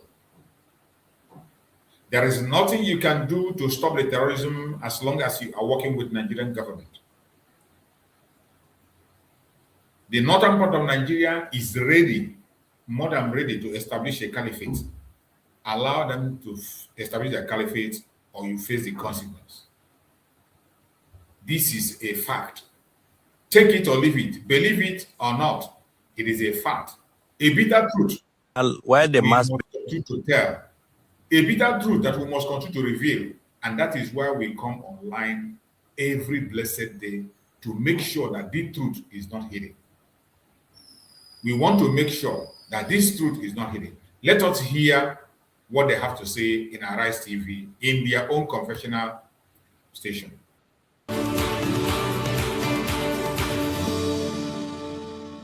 Now we take a look at news stories making headlines around the globe. First off, good news. After exactly 1 month in captivity, all abducted school children taken from St. Mary's Catholic School in Papiri Community, Niger State, have now been released, with a final group of 130 freed, bringing the total number rescued to 230. Officials of the Office of National Security Advisor confirmed this to Arise News Channel on Sunday. The development brings an end to days of anguish for families and marks a breakthrough for security agencies involved in the rescue operation. The children were kidnapped when gunmen attacked the boarding school, triggering nationwide outrage and renewed concerns over school safety across Nigeria. Authorities say the successful release of all the victims followed sustained security pressure and coordinated efforts as calls intensified for stronger protection of schools and decisive action to prevent a repeat of such attacks. Moving on, troops of Operation Hadinkai, in collaboration with local vigilante groups, have successfully disrupted a terrorist supply operation, killing 17 insurgents in a coordinated long-range ambush. The operation was carried out in the early hours of December 21, 2025, as part of ongoing kinetic operations in the northeast. Arise correspondent Ihotu Odo reports. The fight against terrorism continues to record significant gains as troops intensify offensive operations across the northeast region of Nigeria.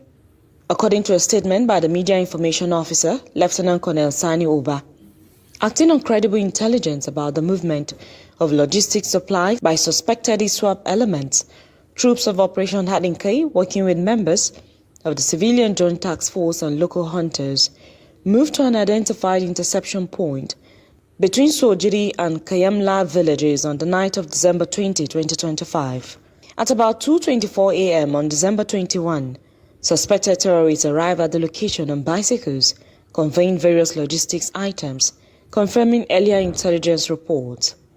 Troops already positioned in concealed and coordinated formations launched a decisive ambush on the group. 17 suspected terrorists were neutralized during the encounter, while others fled the area with gunshot wounds. Items recovered from the scene include several bicycles, assorted food items, drugs and medical supplies, detergents, clothing materials, bicycle tires, torchlights, assorted weapons and ammunition of various calibers. Following the successful operation, troops safely withdrew to their base at about 4:20 a.m. Military authorities say further exploitation and follow-up operations are ongoing to assess the area and deny insurgents freedom of movement. The military also confirmed that troops' morale remains high, with fighting efficiency described as strong and unwavering. Ihotu Odo, Arise News. Furthermore, United States Congressman... You see the lie of these people. In this very video that was shown, I didn't see the ammunition they claim that we are recovered. Nigeria is a very evil and fraudulent state. In the video that we are displaying now, I didn't see them show the ammunition they recovered. All I saw there was provisions that the people they captured, they claim that are terrorists. And they are talking about terrorist supplies, going with bicycle.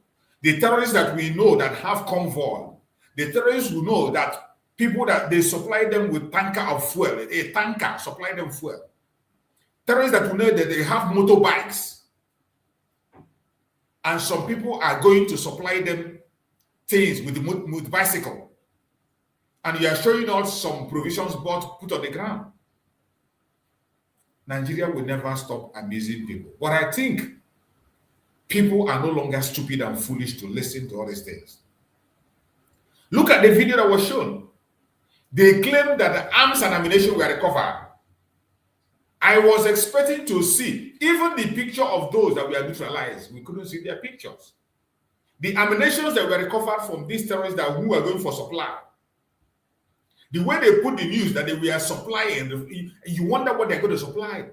And the picture they are showing, the video they are showing, as if they are going for a war, only to attack people on bicycle.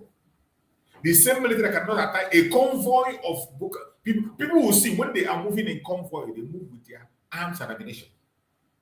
In this video that was shown, maybe I didn't see well. I take it back again.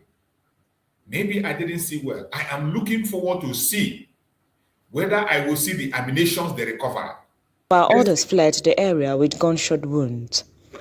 Items recovered from the scene include several bicycles, assorted food items, drugs and medical supplies, detergents, clothing materials, bicycle tires, torchlights, assorted weapons and ammunition of various calibers. Where is the Following arms the and ammunition successful of various operation, caliber? Where is the arms and ammunition of various caliber? You have shown us picture of every single thing you gathered. You showed us picture of everything you saw. Where is the picture of the arms and ammunition that you recovered? Because from all indication, this might be innocent villagers who went to buy provision they are going to sell to their people. Because we know in the north, they are living in a pure desert. And all the cities is the thing they use to make up their shop. This thing that is on the ground that can make up a supermarket. Those of us who have been in the north know how they operate their supermarket. This might be an innocent traders who went to buy something. Where are the arms and ammunition that this lady mentioned in this discussion? I didn't see any arm ammunition. Everything that we are showing here are detergent, motorbike, medicine, clothes. Things that normally they sell in all those their kiosks. These are what we saw. Things that are sold in the normal kiosk. That is what we saw here. But you see in the ammunition, in their report that they intercepted terrorist financier, terrorist supplier. When you hear the intercepted terrorist supplier, you be expecting to see them intercept a truck. The same terrorists that have different kinds of guns and ammunition. The same terrorists that have a tanker that supplying them fuel. The same terrorists that will have anti-aircraft weapon. The same terrorists that use drones. This is what you could recover. The earlier the United States weigh in, the better for everybody. Watch. Safely withdrew to their base at about 4:20 a.m. Where is the ammunition? Military authorities say further exploitation and follow-up operations are ongoing to assess the area and deny insurgents freedom of movement. The military also confirmed that troops' morale remains high, with fighting efficiency described as strong and unwavering. Ihoto Odo, Arise News. Furthermore, United States congressmen on a fact-finding mission to Nigeria say their visit shows the country needs practical engagement and military boots on ground. The lawmakers describe Nigeria as a key partner and are urging the government to strengthen security and protect all citizens. Arise News correspondent Punariumam Benjamin reports. Recent designation of Nigeria as a country of special concern by the United States President Donald Trump has sparked global reactions, drawing both support and criticism amid growing insecurity in the country. Now, visiting members of the United States Congress say Nigeria requires international support while calling on the government to adopt more effective strategies in addressing terrorism and religious-motivated attacks. There's a lot of different programs that could be looked at, and I think that really is going to be the focus. But the president has to develop his options. The Secretary of War, others within the government have had to develop their options for the president as well. I do support the CPC designation. I called for the CPC designation before the president had put that in place. Again, I view it as a tool and as a way of motivating the Nigerian government to take seriously violence, and I've said this both publicly and privately, both in Washington, D.C. and here in this trip. I believe it's unacceptable that anyone, Muslim or Christian, is experiencing the level of violence that is happening. The lawmakers shared their observations during the meeting, with some urging Nigeria's National Assembly to initiate robust debate capable of producing lasting solutions. Others encourage citizens to continue putting pressure on government to act decisively. The debate over what's happening in Nigeria. We certainly have dramatic debates in the U.S. House of Representatives, and I encourage Nigeria to have those same dynamic debates over what's happening in your country so that you can get this data that you need. You can figure out what the truth on the ground is. So I just encourage vigorous debate in Nigeria. I was pleased with the array of important people that we were able to meet, and I'm sure the embassy can fill you in on the details of that as appropriate after the press conference. But the array, and that there was an acknowledgement of gratitude towards President Trump and the United States for elevating this issue. It was seen as a positive, and that there was a recognition that it's a serious issue and that there needs to be a concerted effort from within Nigeria to deal with this issue. But we have shoes on the ground, and I think there's a case to be made for more shoes, more focus and resources on the challenges that this democracy is facing, because we want to be helpful. Questions were also raised about United States visa restrictions on Nigerians. In response, the U.S. ambassador to Nigeria says the measures are strictly for border security purposes and do not signal a withdrawal of relations with Nigeria. U.S. borders and protect American communities and citizens. And that requires making sure that we have a credible source of information here in Nigeria when we make visa decisions. The presidential proclamation that you're referring to goes into effect on January 1st.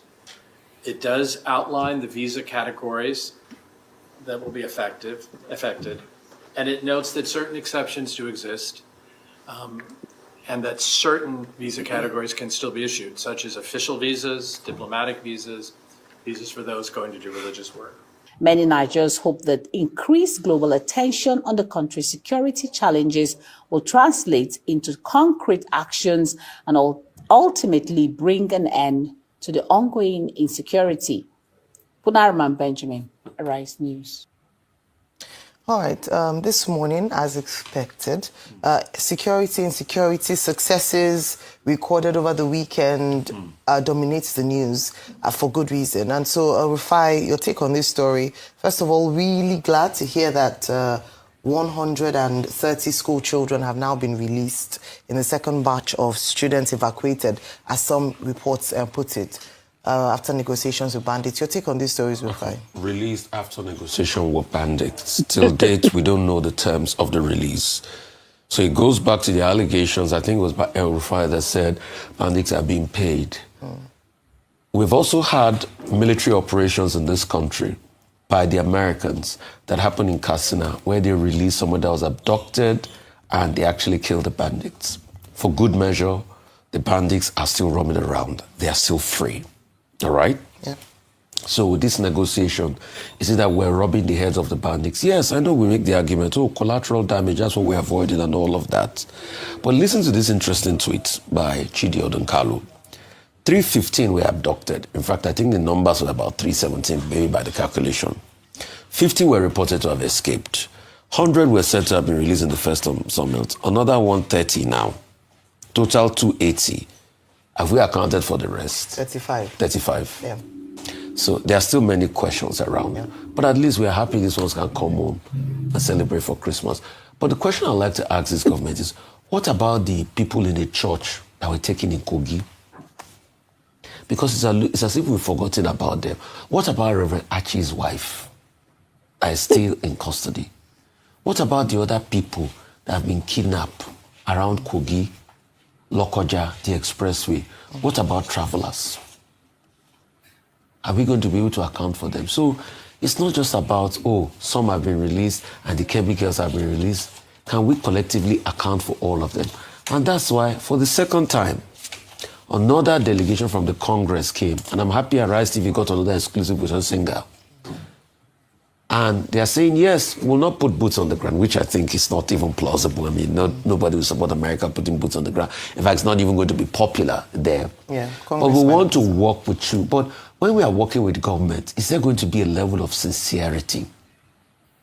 That's just it. Because we can't be talking about releasing people and we're not having any level of sincerity. Sincerity around what, for instance, you'll ask me, Ira? Sincerity around even these people released. What threshold? So if they even give you intelligence to fight or kill these bandits that harass people or that arrested these people in Kwara and the likes and in Niger, because you're already in rapport with them, would you go ahead and kill them? That's what we're talking about, sincerity and complicity. These same people that the federal government negotiated with, that they were so sure, to the extent that the National Security Advisor was even telling us that, don't worry, your kids are safe. And it was correct because negotiations were on. Now that you've brought the people out back, and you 35 remaining, okay, let's say you finally account for everybody out. If you have the intelligence as provided by America and some other countries, that this is where their hideout is, 2 bombs will decimate them. Would you kill them? You see, that's why we're talking about sincerity. And a way to be able to do it even better. So this hobnobbing and going to bed with these bandits, it has not helped us a great deal. And we need to be able to look deeply how to be able to resolve all of these challenges, because if we don't do it, we don't get out of it. So the Americans have come again. They also went to a church. They have direct access. In fact, part of the things they also discussed in the church, I think General Musa was also there in that church. And General Musa has also, spoken to the Christian leaders. There's been a lot of interfaith conversation. The question is, we need to now protect General Musa, because I'm already hearing some people are beginning to say, General Musa is doing this, he's doing that, he's high-handed, he wants to kill him. No. General Musa is here to be able to solve the problem. Let's not start attacking him when he starts to root out and kill these bandits, like we attacked Ihejirika, like they attacked Ihejirika then. And the people that started blackmailing Ihejirika then, they know themselves. I'm not saying the army should not do anything they're going to do within the bounds of international laws and all of that, but we should be careful. What's the third story again? No, it's all on security, the neutralizing of 17. I'm very happy, and kudos to the military as regards that. That's a very good news. If we can keep neutralizing them, keep getting into their hideouts, keep tracking everything that they have done, keep bringing it out to the fore. I'm really excited about that, you know. So, but most importantly, there's a lot more that needs to be done to be able to end all of this. Absolutely. All right, Dr. Martin. Okay, first, let me start with the U.S. delegation. 2 U.S. delegations that have been here. The first delegation led by Riley Moore, who was specifically mentioned by President Donald Trump on October 31 and given an assignment to investigate, along with the chairman of the Appropriations Committee.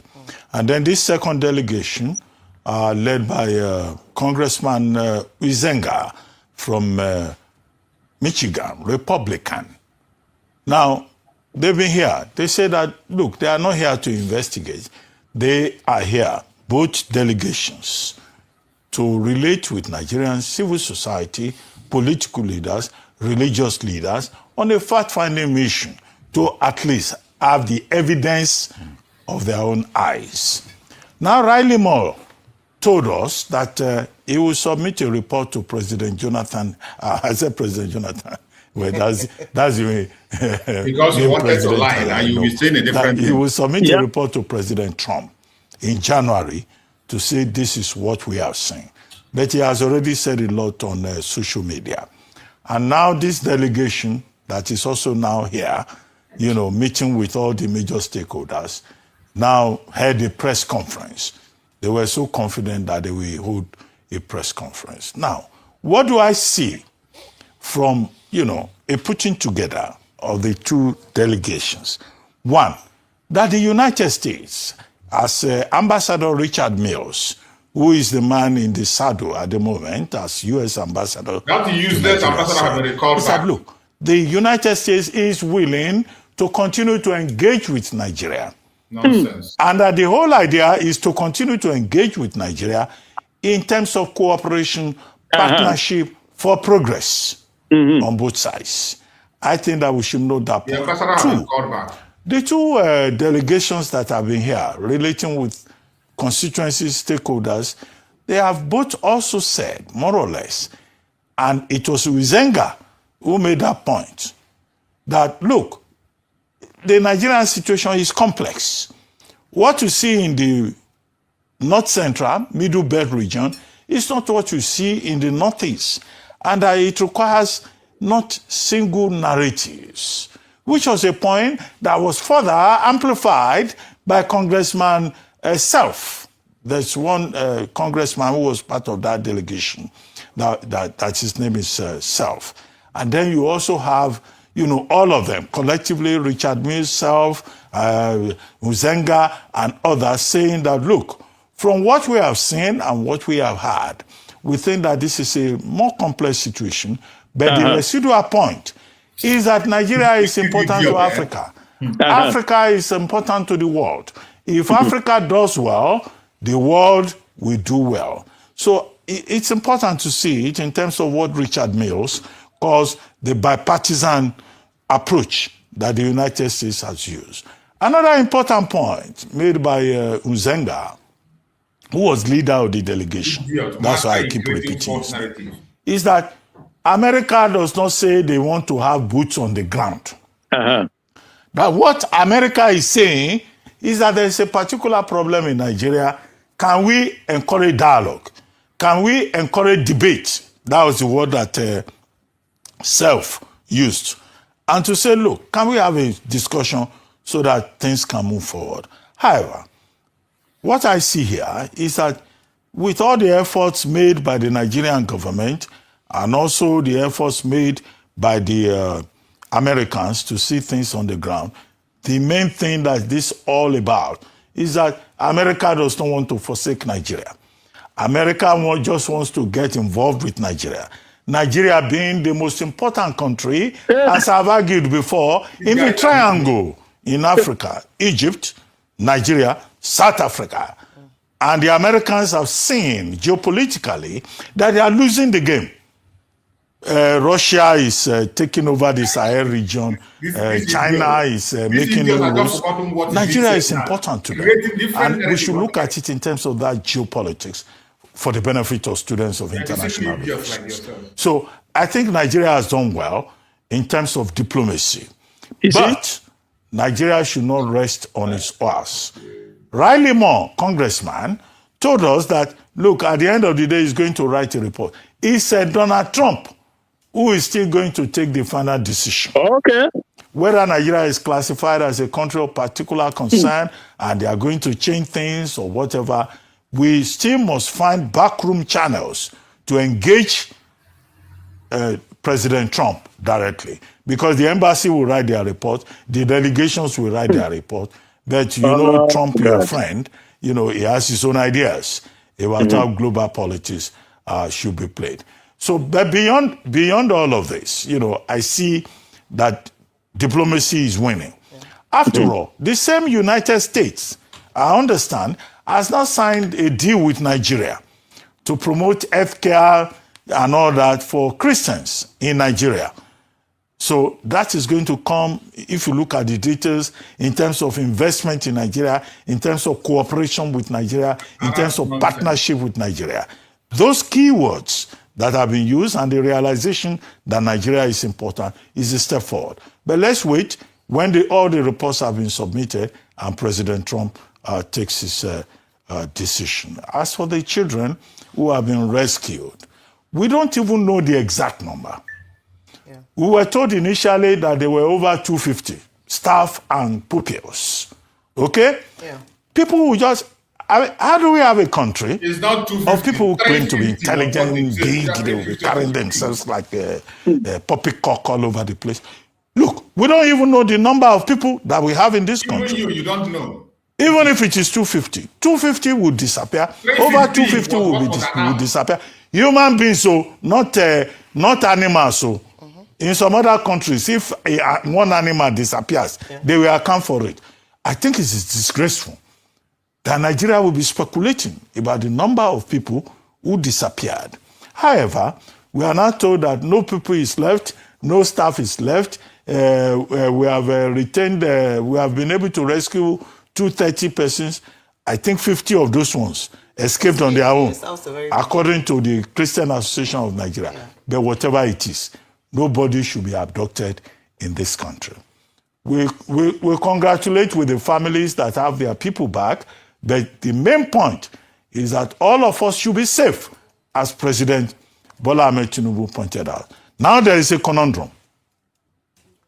You have people disappearing from Kebbi, the Muslim pupils from the school in Kebbi. They were rescued within 1 month. Then in Niger State, in Papiri, Christian students disappeared along with their teachers. So is somebody playing a game here? Muslim students, then Christian students. Where will you keep over 250 children and their pupils? And then you will be releasing them episodically. 50, 100, now 230. What kind of thing is that? They should give people the credit for some intelligence. And then in all of this, the people who are supposed to have been responsible for the kidnapping, nobody has been apprehended. The kidnappers, you know, tomorrow they will strike again to play politics with people's lives. That's very unfortunate. So let us look at the underlining, the subtextual issues. You kidnap Muslims, you kidnap Christians. So who is behind this manipulation of people's intelligence? I just raised that by way of questions. But the government can jubilate. They say this is a moment of joy, a moment of triumph. can we look beyond that triumph, beyond that joy, when no kidnapper, no terrorist has been sanctioned? And that takes us quickly to Operation Adinkai, reporting that they've been able to cut off supply routes for the terrorists and the bandits. Pure lies. You know, traditionally, religiously, editorially, we praise the security agencies when they do well. Okay, so we believe them on the basis of what they have said. But not let this not be some kind of propaganda. Yeah. Because this is a battle, asymmetrical, as it may be, as the analysts may have said it is, that Nigeria must win. President Tinubu has promised us that this country must be safe for everybody. He has done well in the area of economic reforms and all of that. He has to do well too with security. It's a subsisting challenge in which area we expect results. Absolutely. So when we talk about issues like this, the biggest things on the minds and the hearts of any well-meaning Nigeria is to ensure that Nigeria works. And pointing out some of the challenges or the issues is part of the work towards ensuring that we're able to build a nation where we can live happily, people can feel a sense of belonging, and we can be prosperous and fruitful. On that note, I'd like to just say, well, very happy that 130 children have been released. This was a call I had made consistently last week, and hopeful that the children will be out before Christmas. Now, let me take us through a timeline. And I think one of the biggest challenges we have in Nigeria is a data problem. When the children were first abducted, there were conflicting numbers around how many children were taken into captivity. We can understand the conflicts because if you go to a number of places today, institutions, schools, some of the principals or head teachers find it difficult at the drop of a hat or off the top of their head to tell you how many students are there. When incidents like this happen, there are varying numbers that come out based on who is reporting, how they've been able to verify who was taken out of the school, and the likes. I recall that initially a number of numbers were put out. The Christian Association of Nigeria had a different set of, well, in terms of the numbers, it was around 303. The number that had been reported again and again was 315. And to the best of my knowledge, the federal government, the NSA, the security operatives did not deny this number or refute the number of people that were kidnapped or abducted in the school. And that's why today, still a number of newspapers are reporting that 315 students were initially abducted. That then brings us to the question around the mathematics. We have been calculating, and I recall that consistently we've been saying that 165 people, students and their teachers, remain in captivity based on the calculations made initially of 315, 50 escaping, and then a further 100 being rescued. And now with 130 being rescued, we have 280 pupils being rescued. So you can understand why a lot of people are questioning the numbers and the people the numbers that have been released, and why the federal government is saying that all of them have been released. The truth is that until we get an official statement from the government, we might still have these numbers up in the air. The reason why this is important is that recall that on the 21st of November, this year, actually the 9th of November, the kidnappings in Mina happened on the 21st. 9th of November this year, 6 Ministry of Defense directors were going to Abuja for training. 6 of them were abducted, and I recall that their family members reached out. I spoke to their family members, and they said that when some releases happened at a payment of 6.5 million naira ransom each, there was an announcement that all the abductees had been released. But the relatives of 2 of these people, Mrs. Chinwe Emeribe and Mrs. Onwuzurike, reached out to say that actually that wasn't true, that not all were released, as 2 of their family members were still in captivity, who made up 2 out of 6 of the Ministry of Defense directors were still in captivity. What that means is that when you celebrate 6 being released, the other 2 are left unaccounted for, and no more spotlight is on there for there to be action taken. I'm drawing this parallel for us to understand the importance of holding to account when numbers are being put out, because in some cases, not in all, it's not accurate. And where it's not accurate, why we are asking for it is so that we ensure that every single child, every single teacher is brought back home safe and in good condition. That's all we're asking for. It's not to make the government look bad. It is just accountability, transparency, and a rebuilding of trust between the people and what the government officials say. So if indeed all the students and all the teachers are back home, then fantastic news. However, we cannot turn a blind eye when we have been saying consistently that a certain number of people are out. And this is just an opportunity again to make a case for these two women who are still in captivity despite ransom paid by their families, verified by speaking to family members, and are still not, Mrs. Chinwe Meribe and Mrs. Onwuzurike. But aside from that, the president has demonstrated willingness to take this issue of insecurity seriously. And we have seen it by the actions he has taken. He has chronicled some of the decisions that have been made since this tag of country of particular concern, since the United States raised an alarm around insecurity and a particular focus on Christians being affected or people of faith being attacked deliberately. We have analyzed it on this table as to how the issue of insecurity is very complex indeed. I've also put forward the fact that two truths can exist at the same time. We can have a serious insecurity issue on our hands, and we can also have a particular group of people being targeted alongside.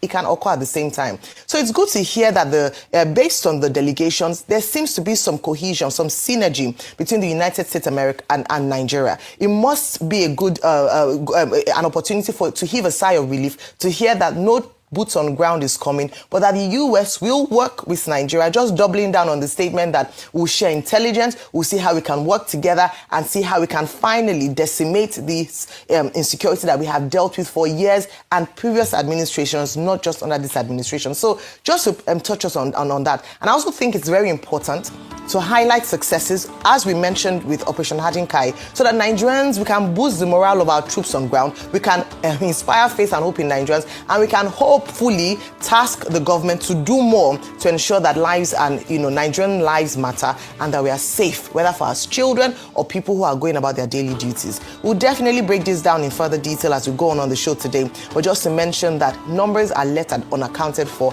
and I believe the onus is on the federal government to give us a true figure and a true picture of what really transpired and what has happened. We're glad the children are back. Mad people everywhere, a bunch of liars and idiots. Yeah, welcome, my brother Christian. Thank you for joining. Ike my dear brother. These people with their wickedness, liars, manipulators. Serious manipulators. So, very heartless manipulators. Heartless, wicked human being.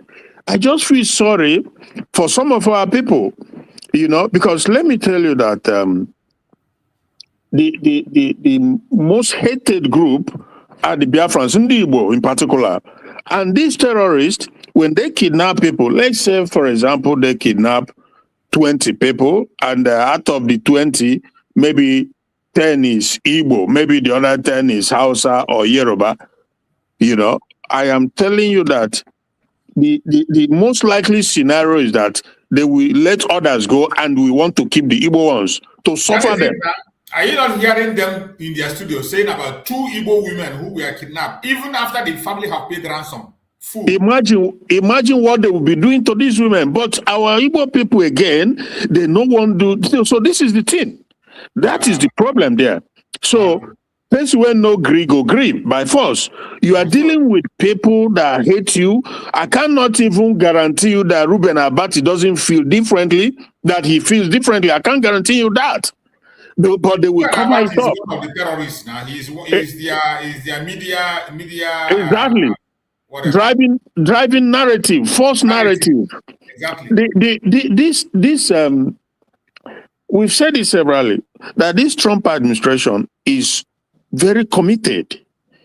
It's not going to be the way maybe most people want it, or quick kind of scenario, but they want to get to the bottom of it. The changing of ambassadors in some, not only in Nigeria, in some other places, he want to get the accurate information, because some of these ambassadors that comes, they are corrupt. Some of them are corrupt. More especially in Nigeria. Especially in Nigeria. Nigeria is their bottom bread. When they come, these criminal terrorist presidents we have in Nigeria, all these caliphate, first of all, they dump millions, if not billions, into their pocket. So they will look away.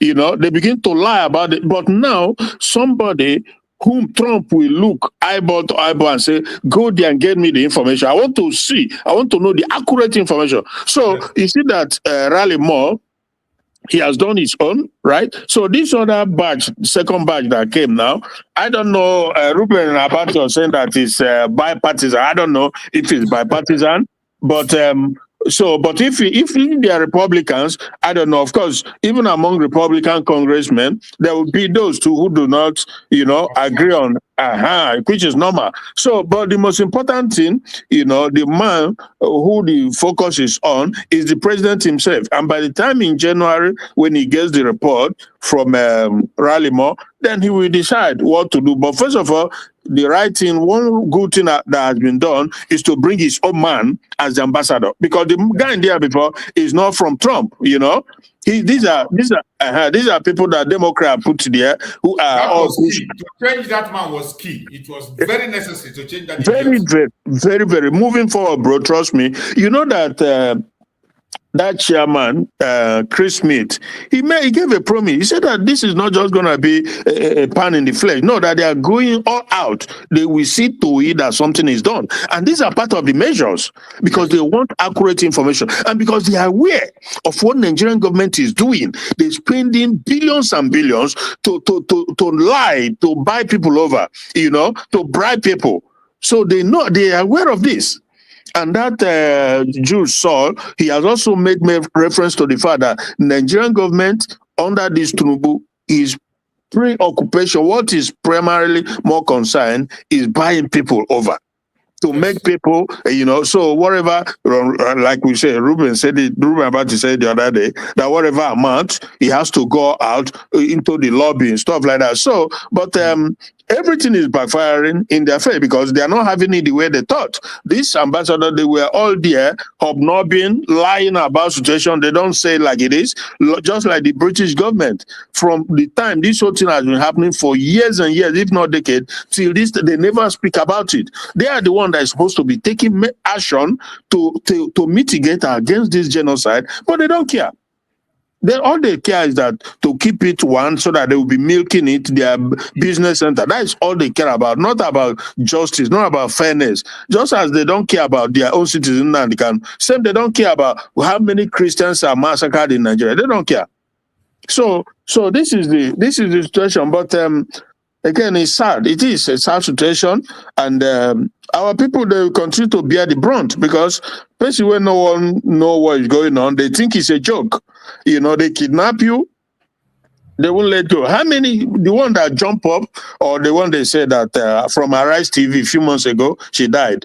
And the one who was a doctor in the train, and so it's just going to continue, because you've seen the likely scenario that when they seize you as an Igbo man or woman, the chance of them letting you go is very, very, very rare. They want to they will sacrifice you, because they hate you for that. I mean, come on now. This is not, everybody knows that. Everybody knows. The target. The mission is to take you out, not to collect money. They can take money because your own is to take you out. You are the target. You are the one that is from the region that has prevented them so far from dipping the Quran into the Atlantic. You are the region of the one that wants to separate away from them, so that they cannot harness the entire Nigeria in its entirety. So you are the main target. You are the one that more than anything they will not let go. So if you don't understand it, then it's also on you, whatever happened, because again, stay away from the north. Even that Abuja, I will not stay there. Quite frankly, I will not stay there, because I've said severally, if you are alive, then you can think of something. But if you are dead, it's all over. It's all over. Nigeria is not for you. It's playing out every day. When you see, and this is the one we hear. There are ones we don't know, we don't hear. You know, he mentioned these two Igbo women now. Okay. So, people, don't be today, people begin talk, but they're not here. So that is the situation, my brother. And if these people were not Igbo, the federal government will even go and pay the ransom for them and bring them out. Remember, these two people are even working for the federal government. I think they are officials of the federal government. I don't know part of those Navy, they're working with is it their Navy or their Air Force that they kidnapped, those two women. Yeah. And the government is not making any effort to bring them out. They say families, you see, you had the woman say it, that families have paid ransom, and yet they're keeping them. And you know, man, you see, this whole thing is just pure shenanigan that is being played out here. Everybody already know that the sponsors, the coordinators of these kidnappers and terrorism, they're in the government. So how you want to, and they are trying to give Ruben and his group, they are trying to applaud Tinubu for what? Why you don't get rid of these Matawalis, the Gumi, and the Shetima, and the Nuru Ribadu? These are the people. These are the terrorists. So you are wasting your time thinking you are deceiving people. Maybe you are deceiving people you can deceive. Because these guys, they are the ones coordinating the activities of the terrorism and the kidnappers, you know, and the bandits, all of it. So you are playing to the gallery. Until you are honest and want to solve the problem, then we see that you are solving the problem. But they don't want to solve the problem because they fear that in solving it, the whole thing is just gonna blow up. But it has to blow up, because if it doesn't blow up, it will not be solved. They are just scratching surface, lying, deceiving people, make believe to make you think that they are solving. They are not solving anything. They say they release. They are solving nothing. They are not solving anything. Nothing. Oh. Yeah. How do you go, my brother? How do you go? I don't know. There's a video I played here about we saw when they were conducting the burial of those 12 people that were murdered. Yes. So these people these delegates that were sent were there to go and see the place and also interview people. The guy who was explaining there was saying that before the attack happens, that a drone will be flown around the area. They were seeing the drone. And they called the military and told them that there's a drone hovering around. And the military told them that this is their drone. Lie. Then after the surveillance of that drone, the attack happened. You know that the terrorists are using the drone. Do you know that? That is it. Okay. That guy is saying now, that when the military said that one was their drone. So the guy was asking, so if the military is using the drone and these people is using the drone, how do they know the difference? Or if the military claimed that the drone that they saw was their own drone, because they saw it clearly and they called the military and told them, and if military claimed that was their own drone, that means somebody in the military used that drone to survey and feed the terrorists with information. That's what they do. Is that what it means? Yeah. And for me, I am saying, if the military claim they have their own drones, terrorists have their own drone, how can the military have the same drone having surveillance on the same place, and they couldn't see the drone of the terrorists and intercept it? Okay. How is it that the terrorists, the bandit, we are even talking terrorists, maybe they call them bandit. They say it's bandito. Ordinary bandit. Using a surveillance drone. How is it that your own drone now could not be able to dictate theirs, intercept it, and bring it down? In the same, this one is that it's not as if you're monitoring different area, because it was the same area. The man said they called the military and told them that they saw a drone, and the military told them they should realize that is their own drone. Only when the attack must have happened now, they begin to say a different thing. So the man is saying it's either that the military used that drone to get the information and feed the terrorists, or that there is something else they are not telling them. And this testimony was made in the presence of those people from the US. Yeah. And something like Abati, look at what he was saying here. His own job is just to change the narrative. That is it. To confuse it. Once you bring out the news, he will confuse it, neutralize it, confuse the people, change the narrative, and tell you a different thing entirely. Yeah. To suit their own agenda. To suit their own agenda. Yeah. That guy is evil. Yeah. That guy is it. I don't know how he sleeps at night after driving all these evil narratives. I don't know If how. if you watch it, you see that at least Rufai Hosseini tried to point to the ratings, to an extent. When he came in, he tried to discourage everything that Rufai said. He tried to condemn it to make it irrelevant. Exactly. Yeah. How is it that in a country you are doing trade by barter or you are playing ping pong? The terrorists and the government are playing ping pong. We collect 100, we give you 50, and they go and so is that, my goodness me? This is what it's all about, and they're applauding them, and they know where they are.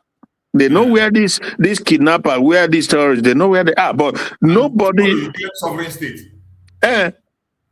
And nobody is saying, why is this going on? Why is there anywhere in the world where this thing is happening the way it is in Nigeria, that the government knows where the terrorists are, coming to kidnap people, and they go into negotiation, and they will release some and keep some, and the next day they go and kidnap other ones, and you just continue?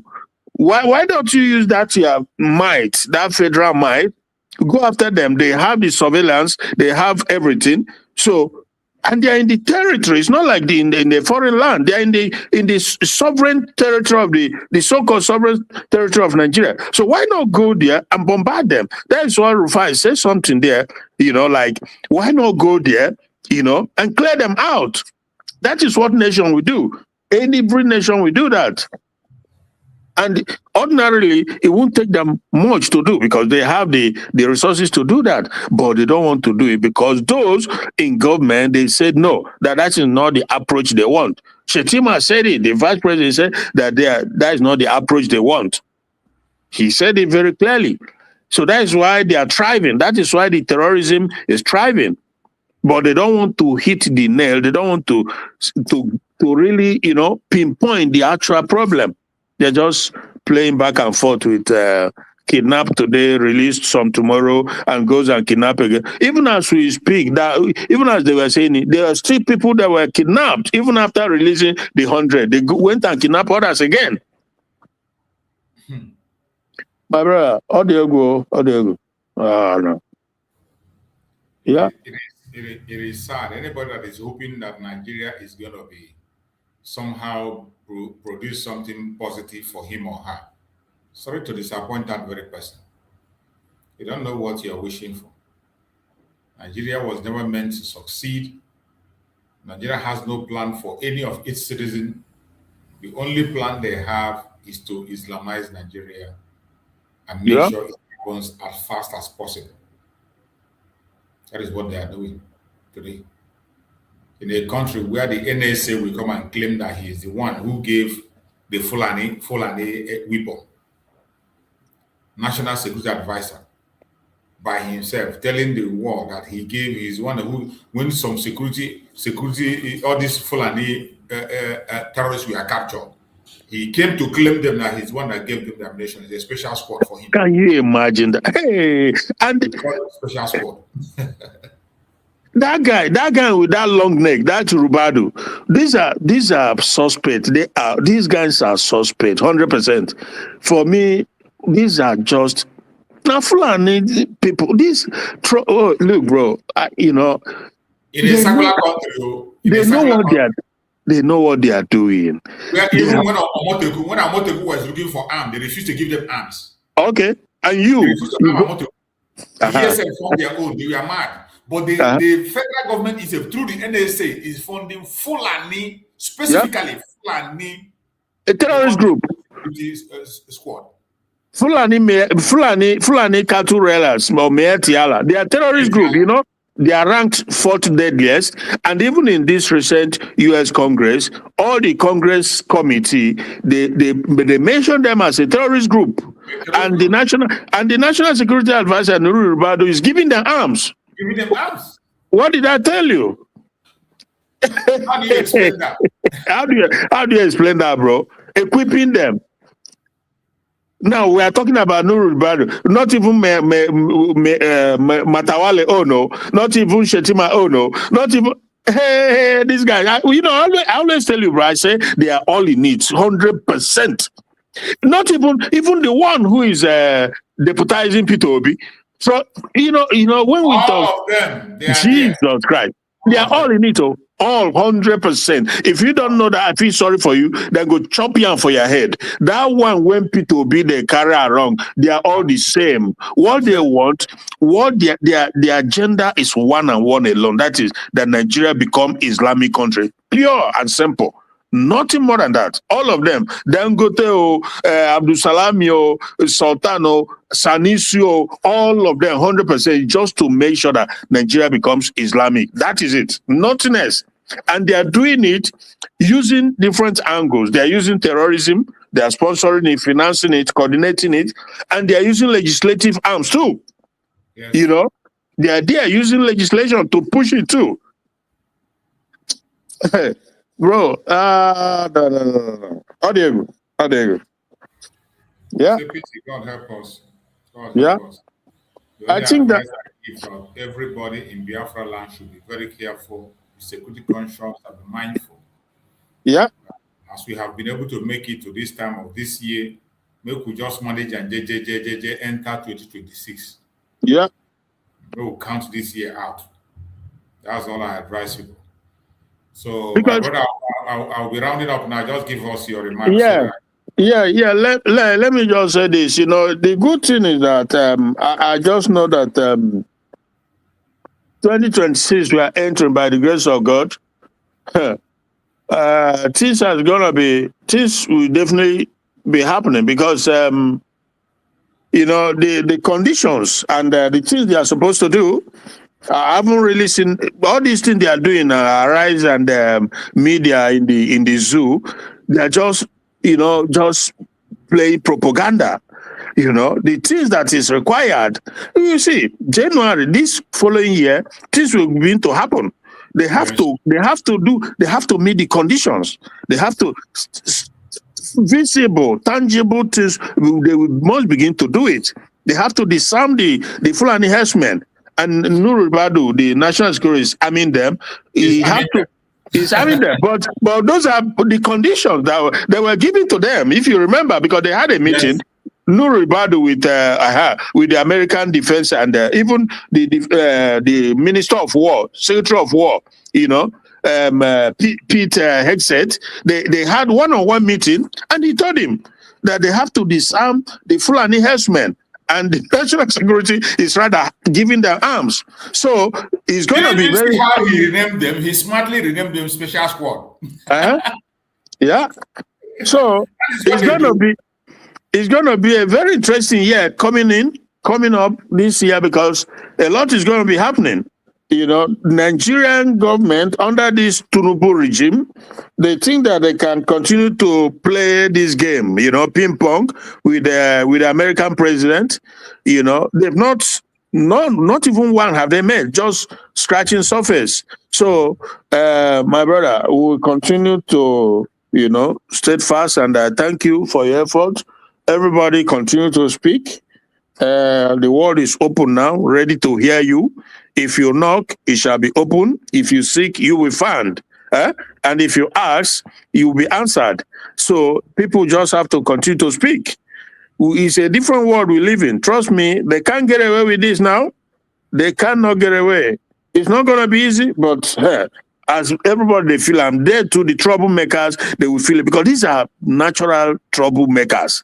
There's one small Fulani girl I saw on YouTube, I'm sure they prepared her on that journey, coming to talk rubbish all the time. That first he started with castigating Ndibo, that Yoruba is with them, that South is with them, that Hausa is with them. She's a Fulani girl that is only Ndibo, this and blah, blah, blah. But she's because people they gave it to her bad.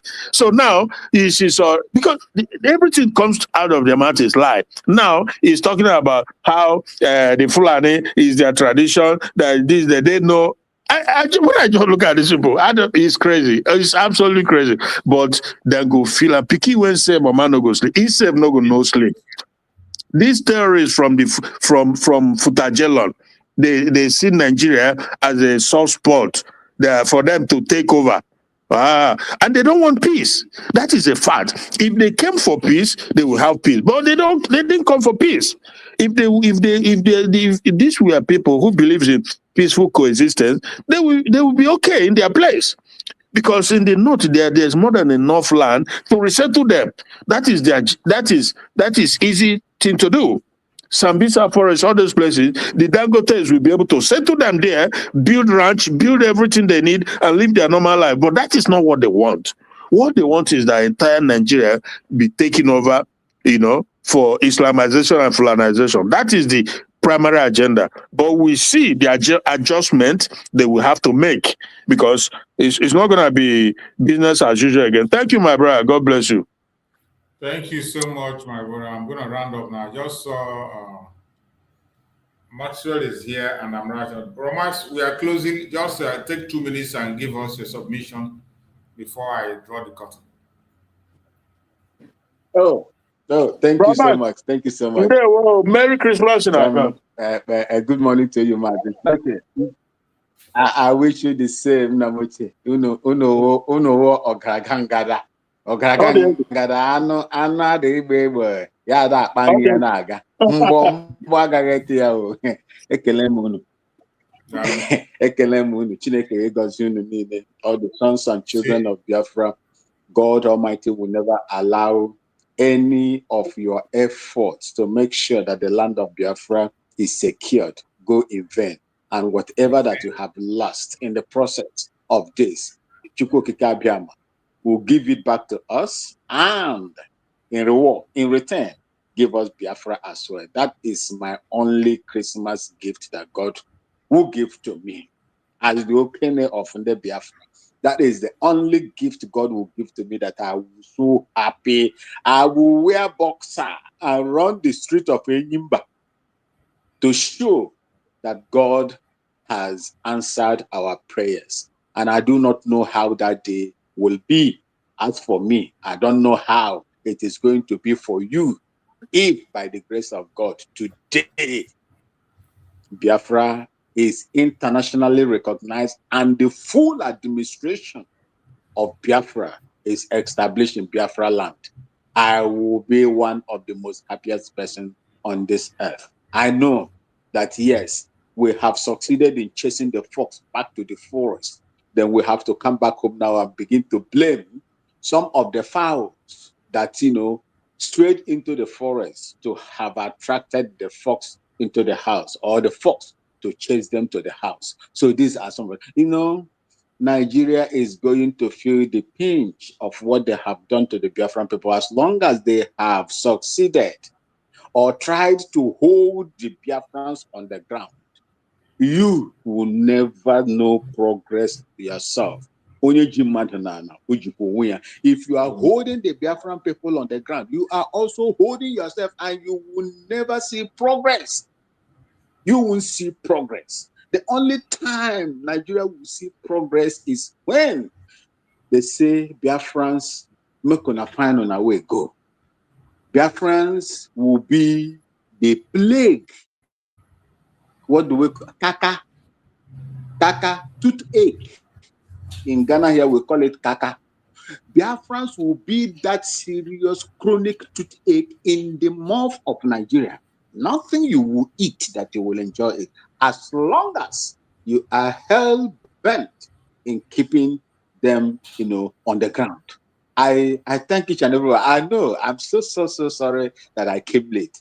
But anyway, either today in the evening or tomorrow, I will come early and I will join you, and we'll discuss more concerning what we are going through. And I would like to tell you here, I don't celebrate Christmas, but that is not to say that every one of you that celebrate Christmas are bad people. Never. I respect your opinion. I respect your religion. I respect everything that is you. Where my right starts is where yours starts. So I observe that, and I wish you all, for those of you that celebrate it, a very fruitful Christmas celebration in advance. But remember that the best Christmas or New Year present that we'll get is our Biafra. That is my own. Oh, whether I come today or tomorrow or after Christmas or after New Year, that is my best gift that God will give me. Thank you so much. And may Chukwu Okike Abiyama continue to bless you. Bless your family. Bless Mazen Namdekano wherever he is. Bless Simon Ekpa. Bless those that are sharing the affairs of the United States of Biafra today. Thank you so much. God Thank you so much, my brother Maxwell. I appreciate you for that submission. I appreciate you. May Chukwu Okike Abiyama guide and bless you, protect you. I thank everyone that have been with us on this program from the beginning to this time. May Chukwu Okike Abiyama guide and protect all of us. At this festive period, we pray for security, we pray for grace. We pray that every one of us will see 2026. We pray for our Supreme Damazi Nandekana, and we pray for our Minister Mazi Simon Ekpa. No weapon formed or fashioned against us shall prosper. No weapon formed or fashioned against our leaders shall prosper. Thank you so much for being with us on this program. See you again in the evening. Stay blessed. And may Chukwu Okike Abiyama bless you. Bye-bye, everybody. Thank you so much.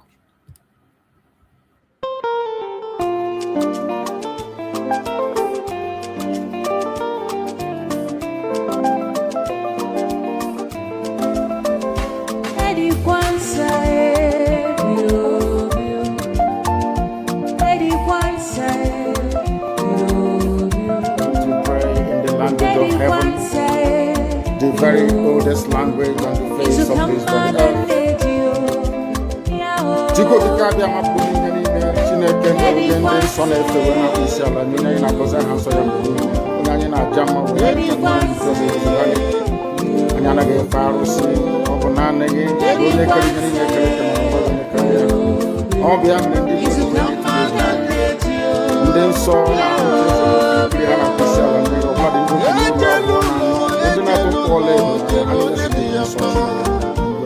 ndị n'ụtụtụ a ehihie abalị n'ụwa niile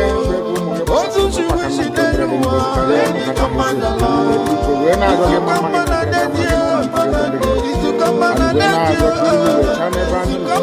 anyị wee na-arịọ gị ezi ebube gị ngozi etinye ọgbara n'etiti ndị iro ka ha rapụ ndị anyị onye bụ nna Chineke na ndị nsọ ka aka nsị ndị ga-ebu wee baa isi obodo kwesịrị isi uwe laa ya n'ihi anyị wee na-arịọ gị onye na-adịgide maka oge ebighị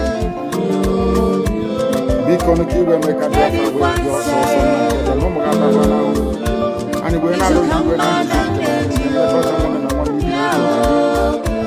ịhụnanya nke pụrụ iche onye iwe etinye ụmụ ya ezi mmụọ nke eziokwu wezụga anyị aka ajọ ihe niile ndụ anyị bulie aha nsọ n'elu ise. But you know what? They would like you to believe that someone is the cause of it. No.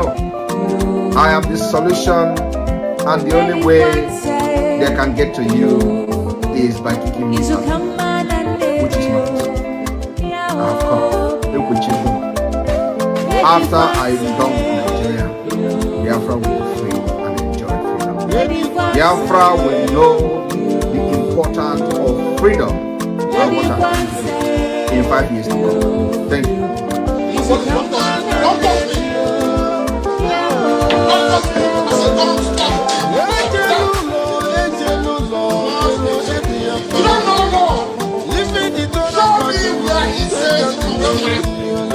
Show me the